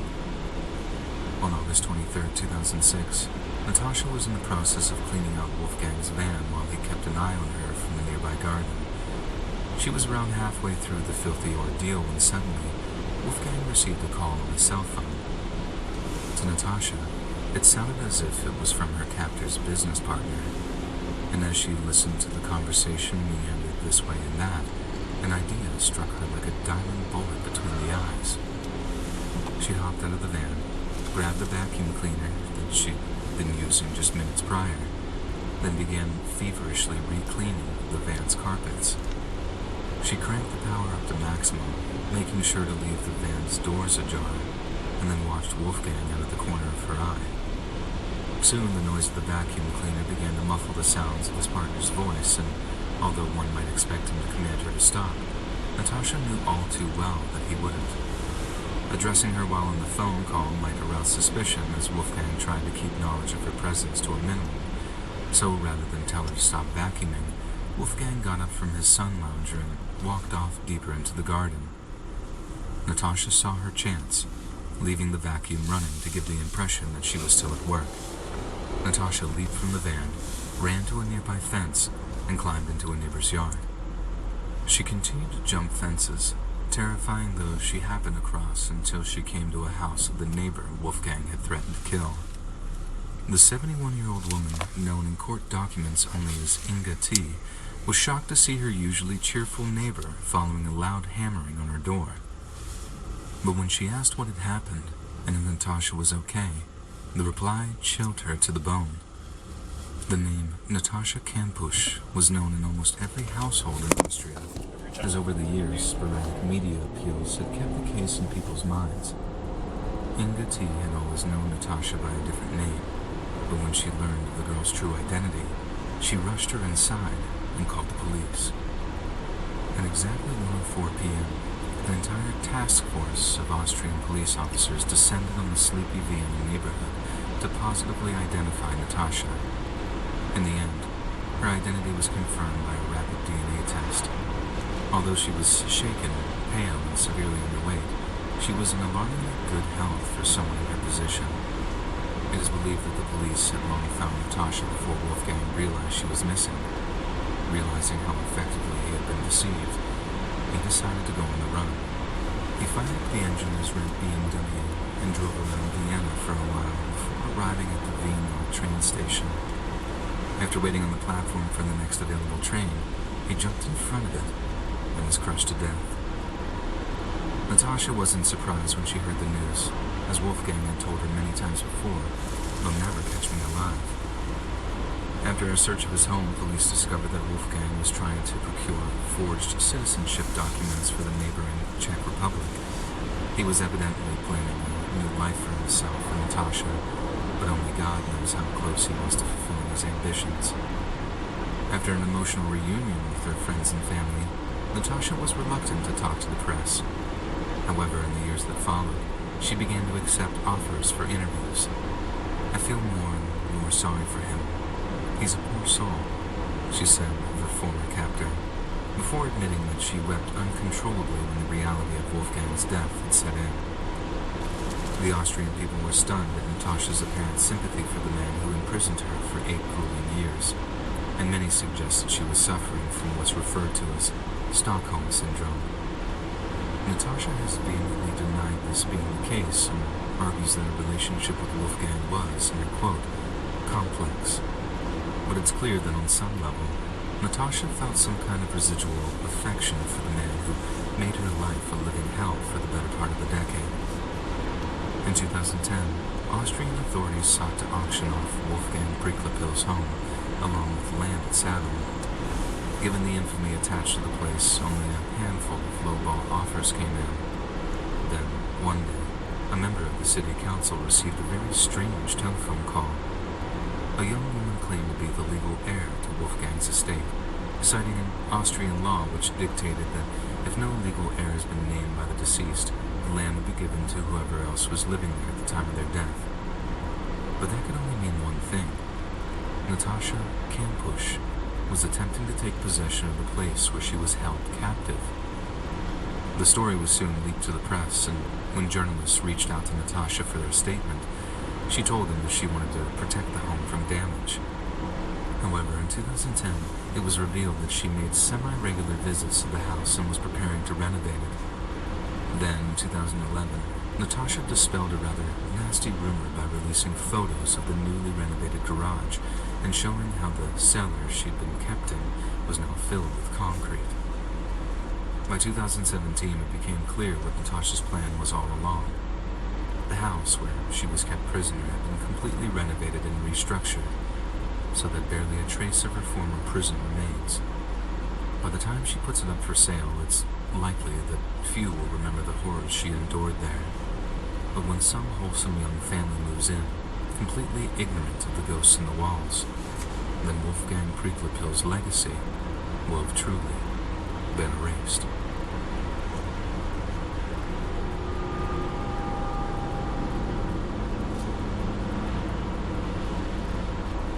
In the aftermath of the Second World War, the Allied powers were faced with the grim task of unearthing Nazi Germany's deepest, darkest secrets.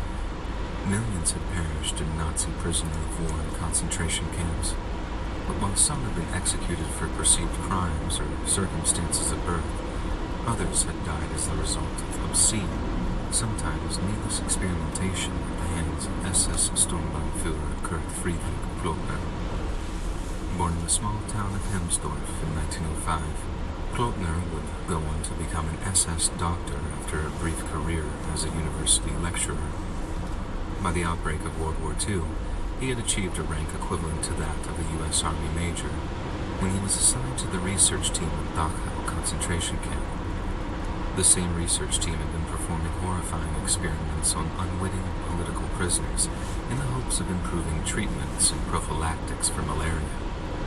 Some were deliberately given fatally high doses of various medications in order to establish safe dosage levels, while others were denied treatment altogether and were simply observed while they died in abject agony. After proving his competence and resolve in the execution of countless war crimes, Plotner was given command over what was referred to as Department R. The function of Department R was also involved turning prisoners of war into human guinea pigs. But unlike other projects, which focused on conditions of physical health, Department R focused on their subjects' mental health. One of the department's flagship projects involved the development of the so-called truth serum. The interrogation and torture of prisoners of war often yielded less than reliable information. This inspired Plotner to administer hallucinogenic drugs to his human guinea pigs, and although the results varied from person to person, the compound mescaline proved to be somewhat effective.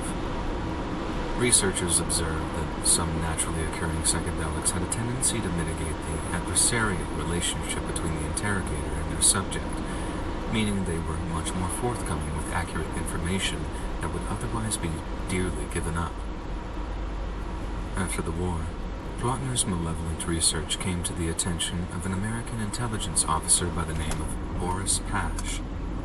With the approval of United States Naval Intelligence, Pash was recruited in late 1945 and was given full permission to continue his interrogation research. But possibly due to the French government's insistence on prosecuting Plotner, his tenure with Navy intelligence ended prematurely, and he was forced to go into hiding in West Germany.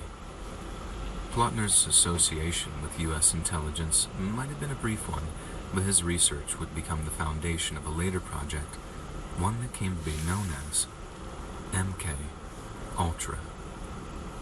On April 13th of 1953, CIA Director Allen Dulles tasked agency chemist Sidney Gottlieb with developing mind-controlling drugs for use against the Soviets and other communist enemies. The project was not only inspired by Kurt Plotner's research, but also by reports that China and North Korea had employed mind control techniques on American prisoners of the Korean War. The CIA not only sought out to counter such techniques, but also saw practical applications close to home, such as manipulating foreign leaders or interrogating captured spies. While most of the project's records were destroyed in the early 70s, many of its documents survived, including this one from the year 1955.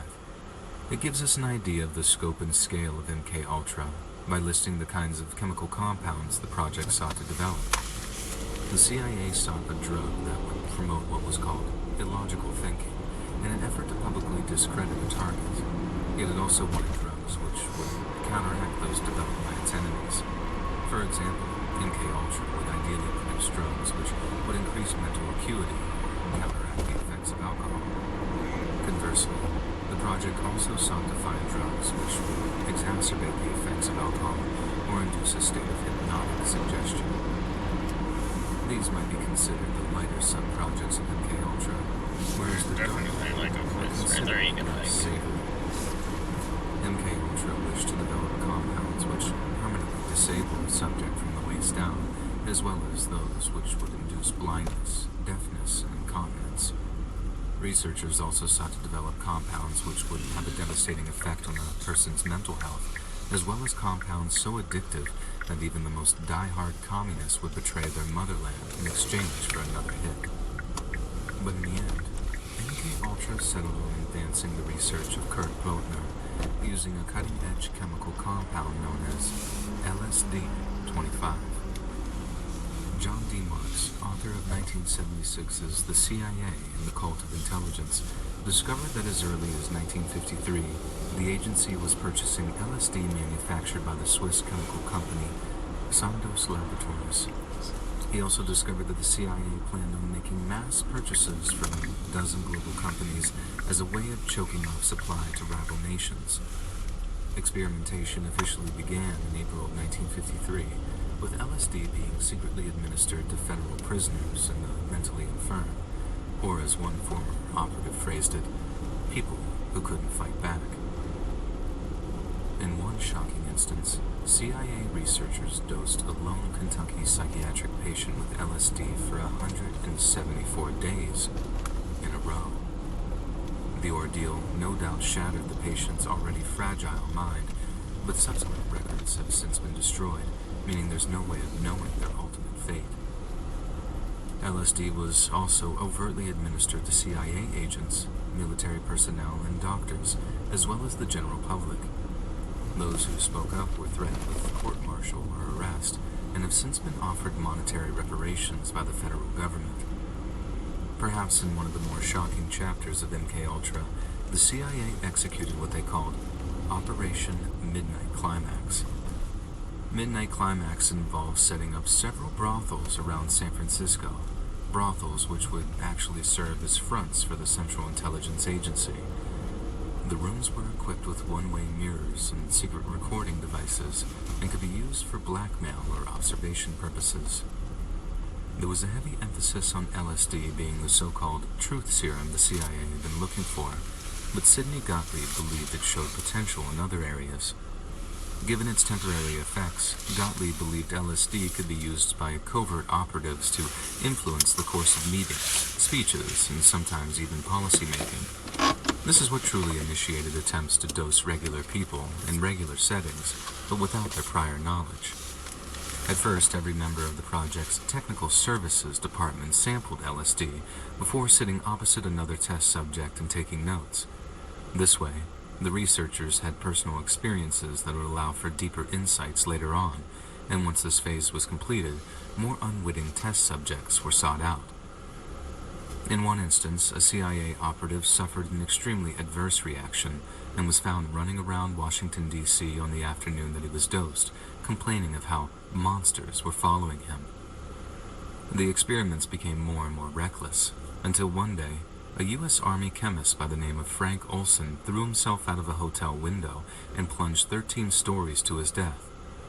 Olson had been heavily involved in MKUltra and had been covertly dosed by his CIA handlers just 9 days prior to his death.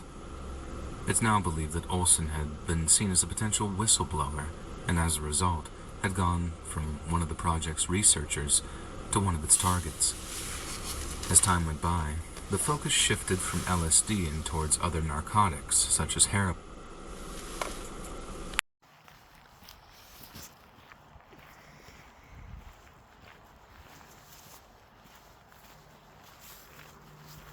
This is a pretty straight, even trail, nothing too crazy. It's a little chilly.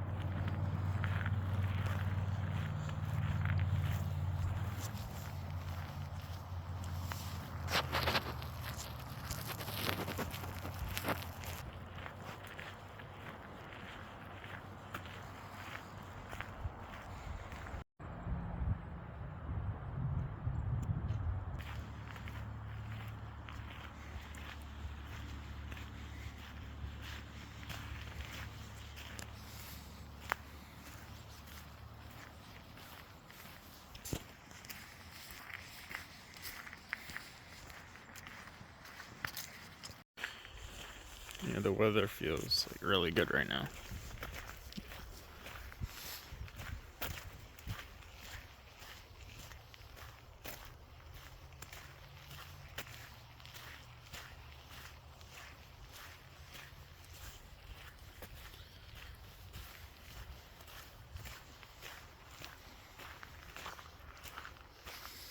I would say I'm like almost halfway to the end.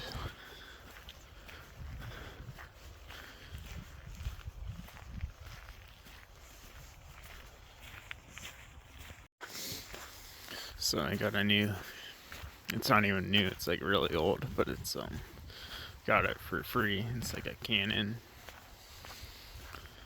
I'm not even gonna say the name, but it's like a Canon Rebel. And it should be better than the GoPro, but I won't know until I upload it.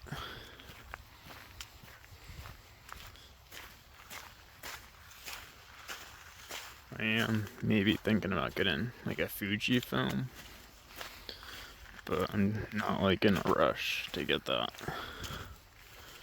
But it would be nice.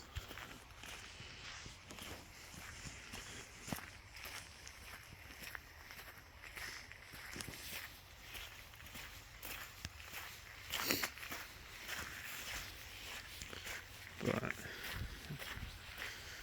I'm not sure what else would be better than the Fuji film.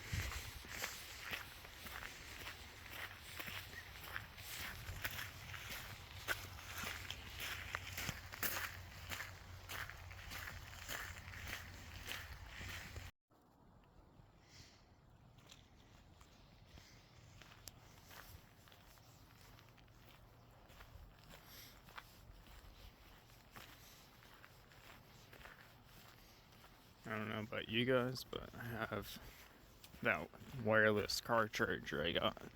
Like, it's decent, it does the job, but if you like hit like any bumps, it'll just stop working.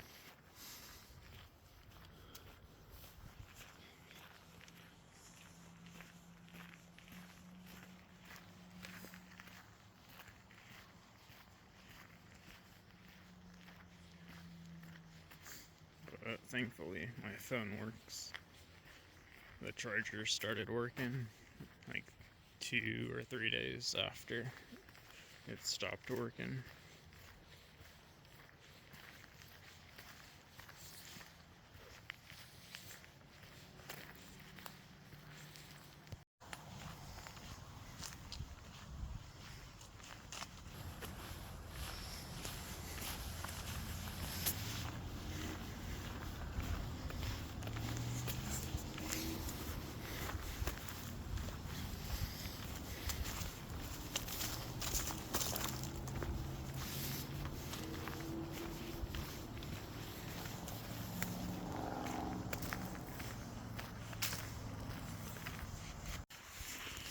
Like when I'm out like in the open, I'm not using the GoPro, I'm using my phone. But like when I'm out in the open, the GoPro, it works pretty good. Like when I'm in the woods, it's just like everything starts to blur and it's just like a mess. And it's kind of strange because like I'll use the highest settings, like the highest everything, like 5K, highest resolutions, etc. And it still comes out like not that great. But then you'll see there's footage, obviously, like online, that looks super clean. But I'm not sure if it's GoPro or if it's like the free version of DaVinci. But either way, the footage should be way more crisp and clear.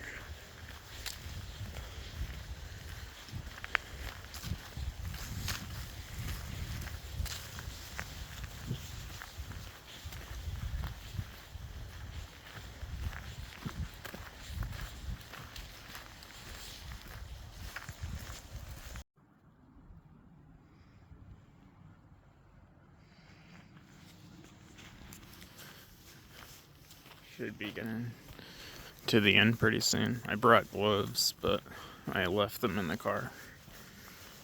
And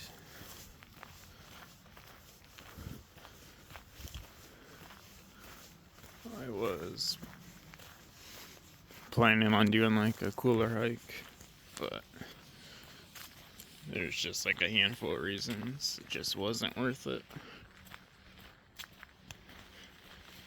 Mostly because it's gonna get dark pretty early, and I didn't bring my laptop to drop the footage on to clear the SDs. So I can't even really test out the Canon anyways. Besides, like in the car. But I couldn't test it out here.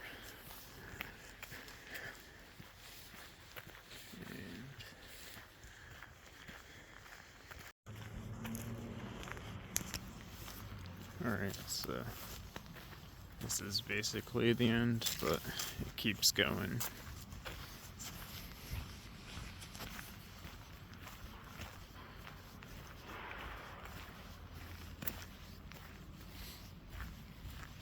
See, like everything is gonna be private property, which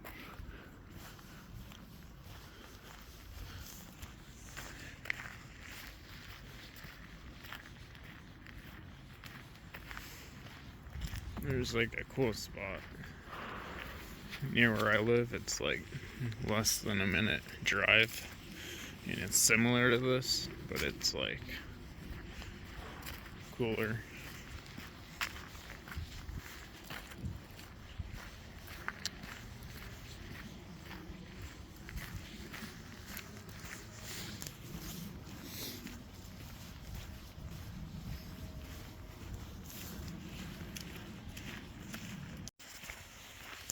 Not that my other videos are, I thought there was someone behind me, but not that my other videos are like that great or anything, but it's gonna be hard to like compete with them because just like the area that I'm in does not have as much like freedom and like open space as those other places I was at, and they're pretty far away.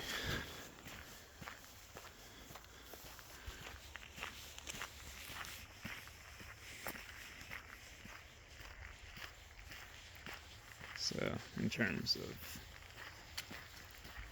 places I can go to, it's not gonna like meet up with the previous places.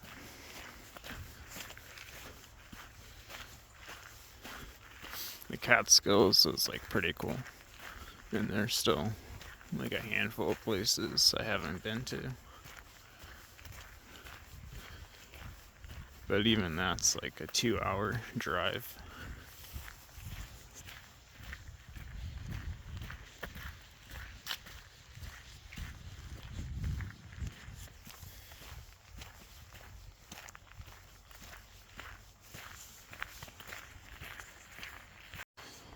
But in the future, besides going back up to like northern New England, like New Hampshire, Maine, I would like to go to Newfoundland and Alaska, and even like North Dakota.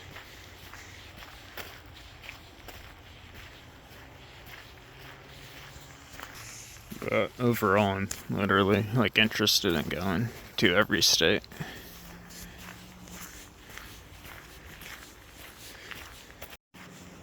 But I've been to exactly 25 states. I'm not gonna like name them.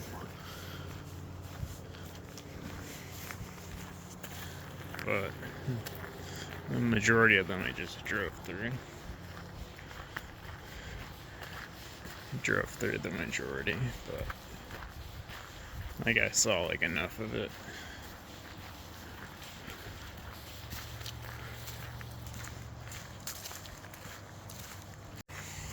But overall, I do find it like really interesting to just drive and travel, like even just like across the U.S. because there's so much to see in the U.S. But like even like 100, 200 years ago, I could just imagine like all the explorers and colonizers who just like loved the idea of being able to just drive and see everything so conveniently from like a luxury car. But it's definitely like an interesting thought. If you're watching this video, you're probably like interested in landscapes and hiking.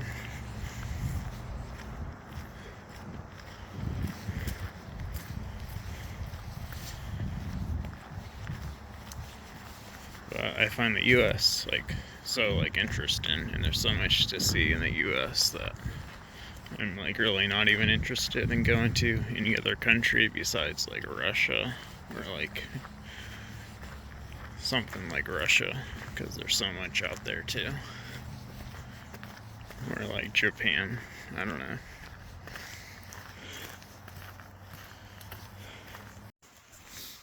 Alright, so we're at the end. Besides that being like the easiest hike I've done in the past year and a half, I'd say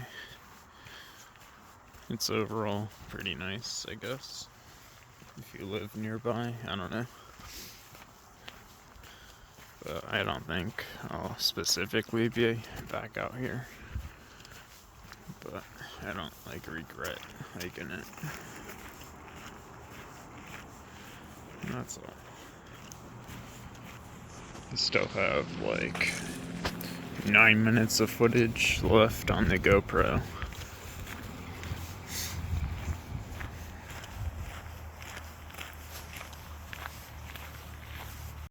Yeah, I missed it on the film. I wasn't expecting it, but not that it's like a big deal. But I passed the same like cargo from the last video that I posted. There was like train tracks with like the cargo on it, and these are like the same train tracks, same cargo, I guess, same type of cargo. I don't know, but just like a little fact.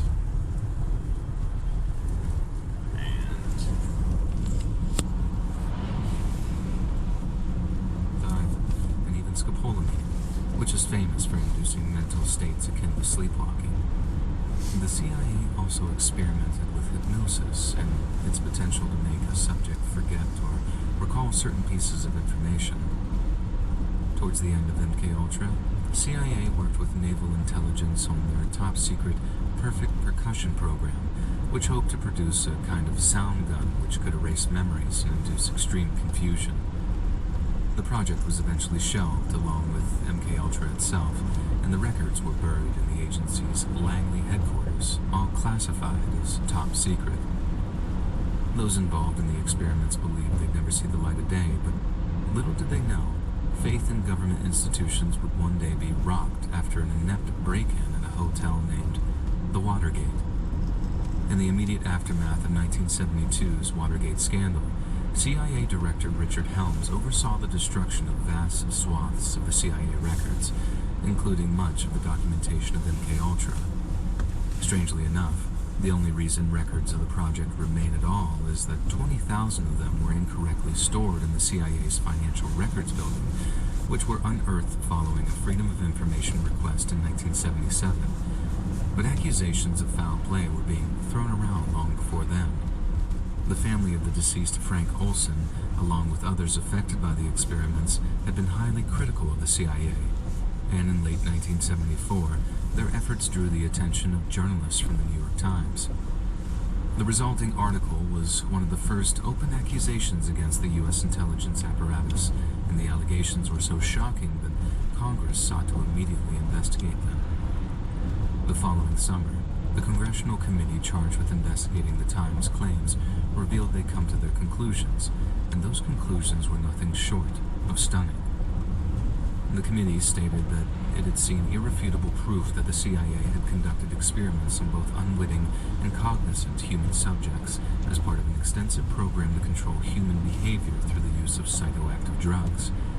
They also revealed that Frank Olson, whose family were some of the first to raise the alarm, had died following a massive dose of LSD-25.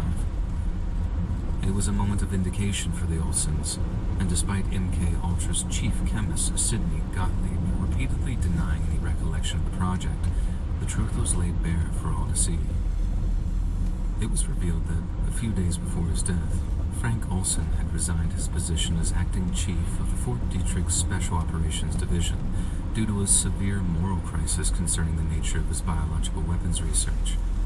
His chief concerns were said to be experimentation with biological weapons in populated areas, collaboration with former Nazi scientists under Operation Paperclip, and the CIA's reckless experimentation with LSD. When Frank's body was later exhumed, cranial injuries indicated that he had been knocked unconscious before he exited the window, and in 1975, his family received a $750,000 settlement after his death was officially ruled a homicide. Prompted by intense public outrage, President Gerald Ford issued the first executive order which restricted the power of U.S. intelligence agencies. The order was so popular that it was expanded by Ford's Democratic successor, Jimmy Carter, and even further expanded by Republican President Ronald Reagan, a show of bipartisanship that seems unthinkable in today's volatile political climate. Further investigations revealed that the CIA had hoodwinked several universities and research institutes into contributing to MKUltra by engaging with them through a series of shell companies. After reading the report, Ted Kennedy took to the Senate floor. Over 30 universities were involved in the program in which dangerous drugs were tested on unwitting citizens at all social levels, high and low, Native Americans and foreign, he said. The names of many of those citizens have since faded into obscurity, but many went on to earn fame and sometimes infamy by themselves. Some of those who were administered CIA-sourced LSD during MKUltra went on to become some of the leading figures of the counterculture movements of the 1960s. World-renowned poet Allen Ginsberg claims that he first tried LSD in an experiment on Stanford University's campus, in which he was permitted to listen to records of his choice while making notes on the experience. Ginsberg later said that the drug resulted in a slight paranoia that hung on all my acid experiences throughout the mid-1960s until I learned from meditation how to disperse it. Ginsberg later became an outspoken advocate for psychedelics, and in response to rumors that he was an unwitting participant in a CIA experiment, said, "Am I the product of one of the CIA's lamentable, ill-advised, or triumphantly successful experiments in mind control?" Another confirmed recipient of CIA acid was the author of One Flew Over the Cuckoo's Nest, Ken Kesey. While he was a student at Stanford University, Kesey volunteered for what was referred to as an experimental therapy at a nearby Veterans Administration hospital in Menlo Park. The therapy turned out to involve a dose of LSD, and unbeknownst to Kesey, the entire experiment had been engineered by the Central Intelligence Agency. Kesey's experiences inspired him to promote the drug among the burgeoning hippie movement, and it quickly became a cornerstone of their turn on, tune in, drop out philosophy. Grateful Dead associate Robert Hunter also participated in the Stanford LSD experiments and wrote the following passage while under the influence. "Sit back. Picture yourself swooping up a shell of purple with foam crests of crystal drops, soft nigh they fall into the sea of the morning, creep very soft in the mist, and then sort of cascade tinkly bell, like, must I take you by the hand, ever so slowly type, and then conglomerate suddenly into a peal of silver, vibrant, uncomprehendingly, bloody, singingly, joyously resounding bells. By my faith, if this be insanity, then for the love of God, permit me to remain insane." Other unconfirmed participants of MKUltra, some backed up by strong anecdotal evidence, are the likes of Boston gangster Whitey Bulger, Unabomber Ted Kaczynski, Kennedy assassin Sirhan Sirhan, and Charles Manson. The story of Project MK Ultra is shocking to say the least, and we can be thankful that such experiments might never be repeated. Yet in knowing of its existence, grave questions still remain. In the aftermath of the Watergate scandal, the CIA destroyed hundreds of thousands of documents in an attempt to conceal its more egregious indiscretions. But the documents relating to the MK Ultra files were just a fraction of what went up in smoke. What else did the CIA want us to know about? What else had it been hiding from the very people it was duty-bound to protect? And if in the future the Central Intelligence Agency once again decides to test dangerous experimental drugs on vulnerable, unwitting Americans, just what kind of effect will it have on society? And just what kind of monsters will it create?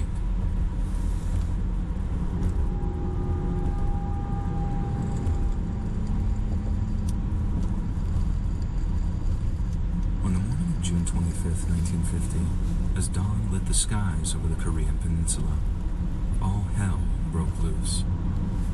The tens of thousands of soldiers from the People's Army of North Korea advanced into the heartlands of the South, under the cover of tanks and artillery fire.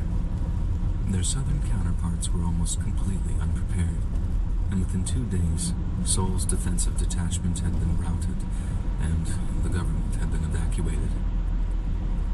In the ensuing chaos, the South Korean army blew up a bridge over Han River, while 4,000 civilians happened to be crossing it.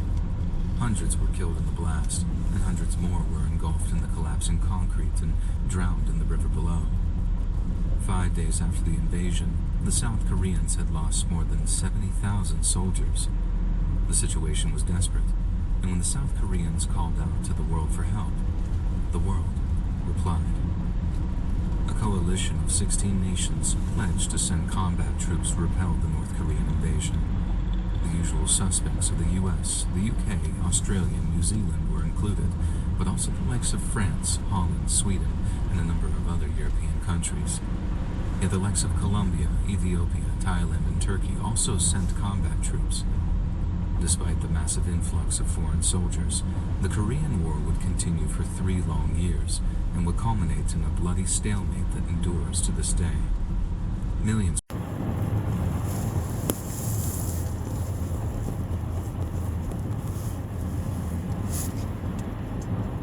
September 5th, 1918. Colonel Walker Bud Mahurin enlisted in the United States Air Force in September of 1941, just a few months before the United States entered World War II. Upon his graduation from flight school, the 23-year-old was sent to England to engage the Luftwaffe in the skies above Europe. He went on to score almost 20 confirmed aircraft kills in combat in Europe and was transferred to the Pacific before the war's end. Then, after a brief reprieve, Bud returned to combat in Asia, but this time, it was in Korea. In July of 1951, Bud became the commander of the 1st Fighter Group, who flew the state-of-the-art F-86 swept-wing jet fighter. But while on a routine air patrol, Bud was shot down after engaging a North Korean logistical column. He survived the crash landing, but was gravely wounded and was soon captured by communist soldiers.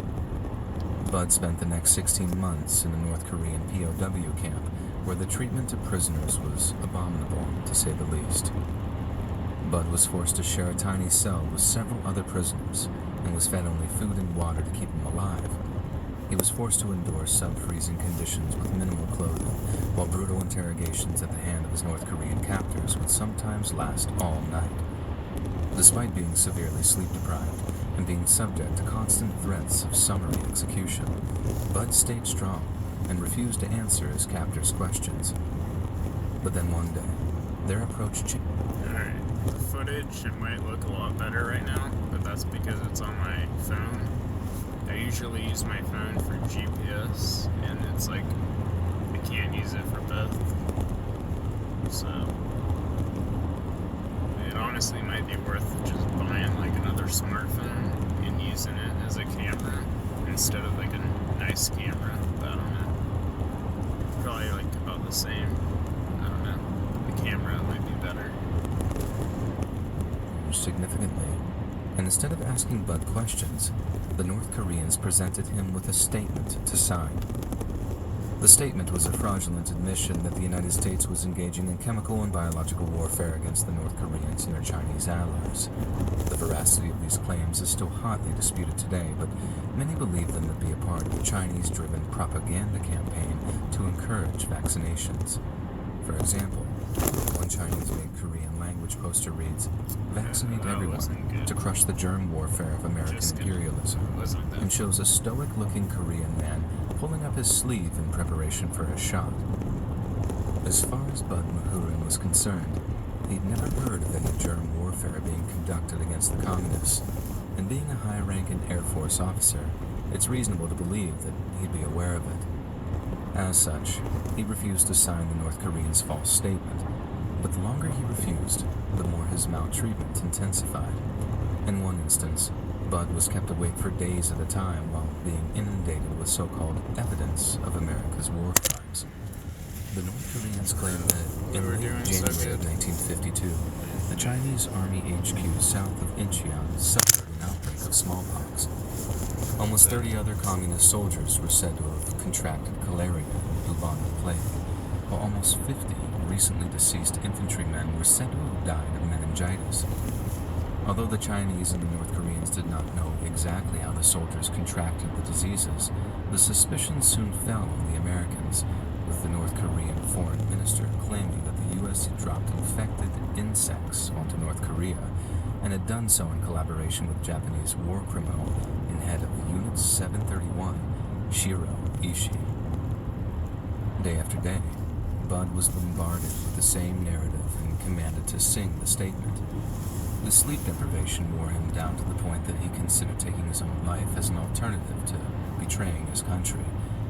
But just as he was reaching his breaking point, his treatment suddenly and dramatically improved. One day, instead of a grilling at the hands of the usual brutal camp guards, Bud was led into the interrogation room to be greeted by a well-spoken officer of the Chinese People's Liberation Army. The officer welcomed Bud into the room as if he were a guest of honor, offering him tea and bread in quantities he hadn't seen in years. The officer engaged Bud in cordial conversation for a while, but the true purpose of his visit became clear. His visit was just another attempt to convince Bud to sign the false statement, but when he refused, the officer's tone became considerably darker. He reminded Bud that the Allies did not know that he was a prisoner of war, so he could be held until his death, never seen by his wife and children again. The confession was the key to his survival, and further refusal would instead sign his death warrant. Bud finally relented, having no idea that he'd been held so long that the war was already over. Following his release in an official prisoner exchange, Bud was informed that what he'd experienced was a primitive form of brainwashing.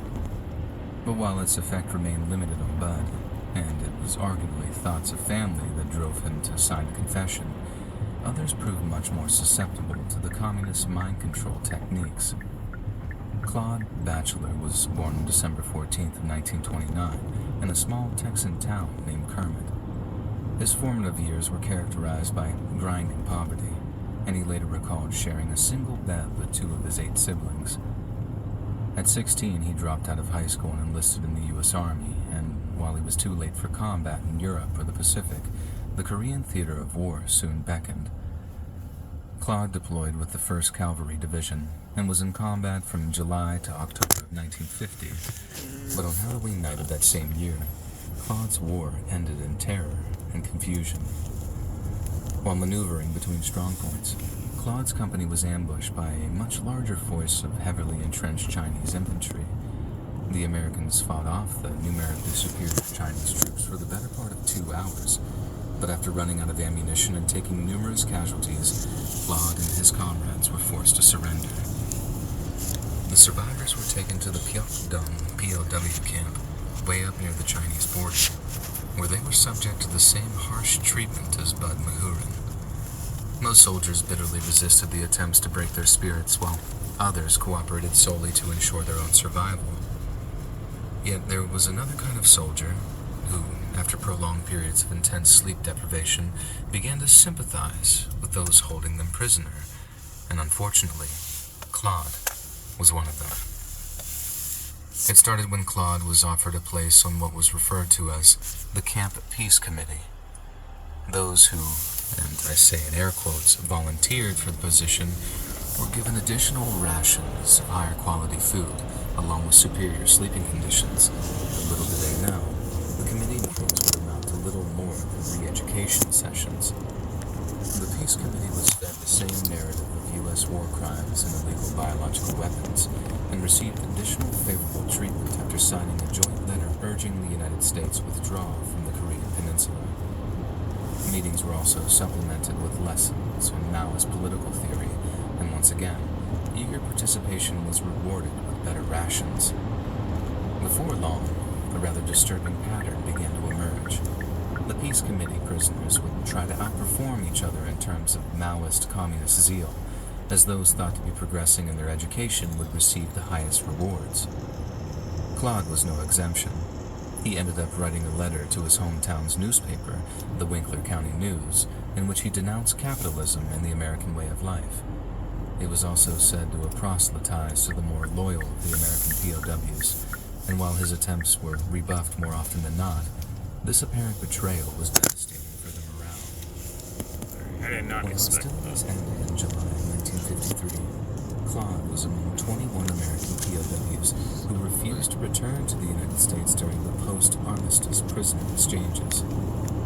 By that point, he was an ardent communist and had even learned to speak a little Chinese in preparation for his new life on a communist Sorry guys, farm. it's probably really annoying. Upon arriving at the farm, Claude was dismayed to find that he was treated much like any other worker. Not probably. He had expected something of a celebrity reception from his new co-workers, but instead, he was treated with disdain and distrust. Claude later claimed that he'd read an anti-communist article in a copy of Reader's Digest that had been provided by his Chinese handlers, and decided to return to the nation of his birth. But the reality was he'd most likely fallen out of favor, and in doing so, realized what a terrible mistake he'd made. Upon returning to the United States, Claude was promptly charged with collaboration and was court-martialed on August 30th of 1954. Claude's defense claimed his treachery was the involuntary result of brainwashing, and cited psychiatrist Leon Friedman's opinion that Claude had suffered from induced political psychosis after being led to believe that he was a potential savior of humanity. However, the prosecution brought a number of Claude's fellow prisoners to the stand, who testified that his collaboration had been anything but involuntary. According to them, Claude took a distinct pleasure in foiling their plans for escape, as it entitled him to a life of luxury when compared to their own. He walked around with the Communist Manifesto in his pocket, willfully aiding the efforts of his captors in his attempts to reduce his comrades' morale. Claude had repeatedly stated that his efforts secured additional food for all U.S. prisoners, but either this was a lie or he'd been deceived, as no such extra food rations were ever received by those who didn't collaborate. Claude was eventually convicted on the verbose offenses of communicating with the enemy without proper authority and promoting disloyalty and disaffection among the civilian populace of the United States. The sentence was a dishonorable discharge and life imprisonment, but eventually paroled after less than 5 years following extensive cooperations with the authorities. After being paroled, Claude settled into San Antonio, Texas, and went on to work for the Remco Corporation, a manufacturer of air conditioning parts. Claude found a way back by proving that he'd been brainwashed, and that his communist zeal was nothing more than the result of extreme deprivation. Others proved less penitent. Born in Holland on November 11th of 1922, George Blake was the son of a Dutch mother and a naturalized British father. He later attended Cambridge University's Downing College, where he studied Russian language and literature extensively. At 22, Blake enlisted in Her Majesty's Royal Navy, and after the Second World War, he was posted to Hamburg to assist in the interrogation of German prisoners. It was during his time in Hamburg that intelligence analysts over at MI6 noticed Blake's potential, and he was soon sent to undergo what amounted to spy training at a top-secret facility. Following his induction, Blake was sent to the South Korean capital of Seoul and arrived there on November 6th of 1948. Then, disguised as a common diplomatic aide, Blake set about gathering intelligence on the communist trifecta of North Korea, China, and the Soviets. He proved an alarmingly effective spy during his tenure in Seoul, but his blossoming career in espionage was soon cut short by the North Korean invasion. Blake, along with his colleagues, was taken prisoner during the rapid communist advance, and he ended up in a prisoner camp on the banks of the Yalu River. He spent the next 3 years enduring the same political re-education as other Western prisoners of war, but unlike others, Blake's mind proved a fertile seedbed for radical left-wing ideologies. He began to read the work of Karl Marx and became particularly fixated on Das Kapital, his iconic critique of political economy.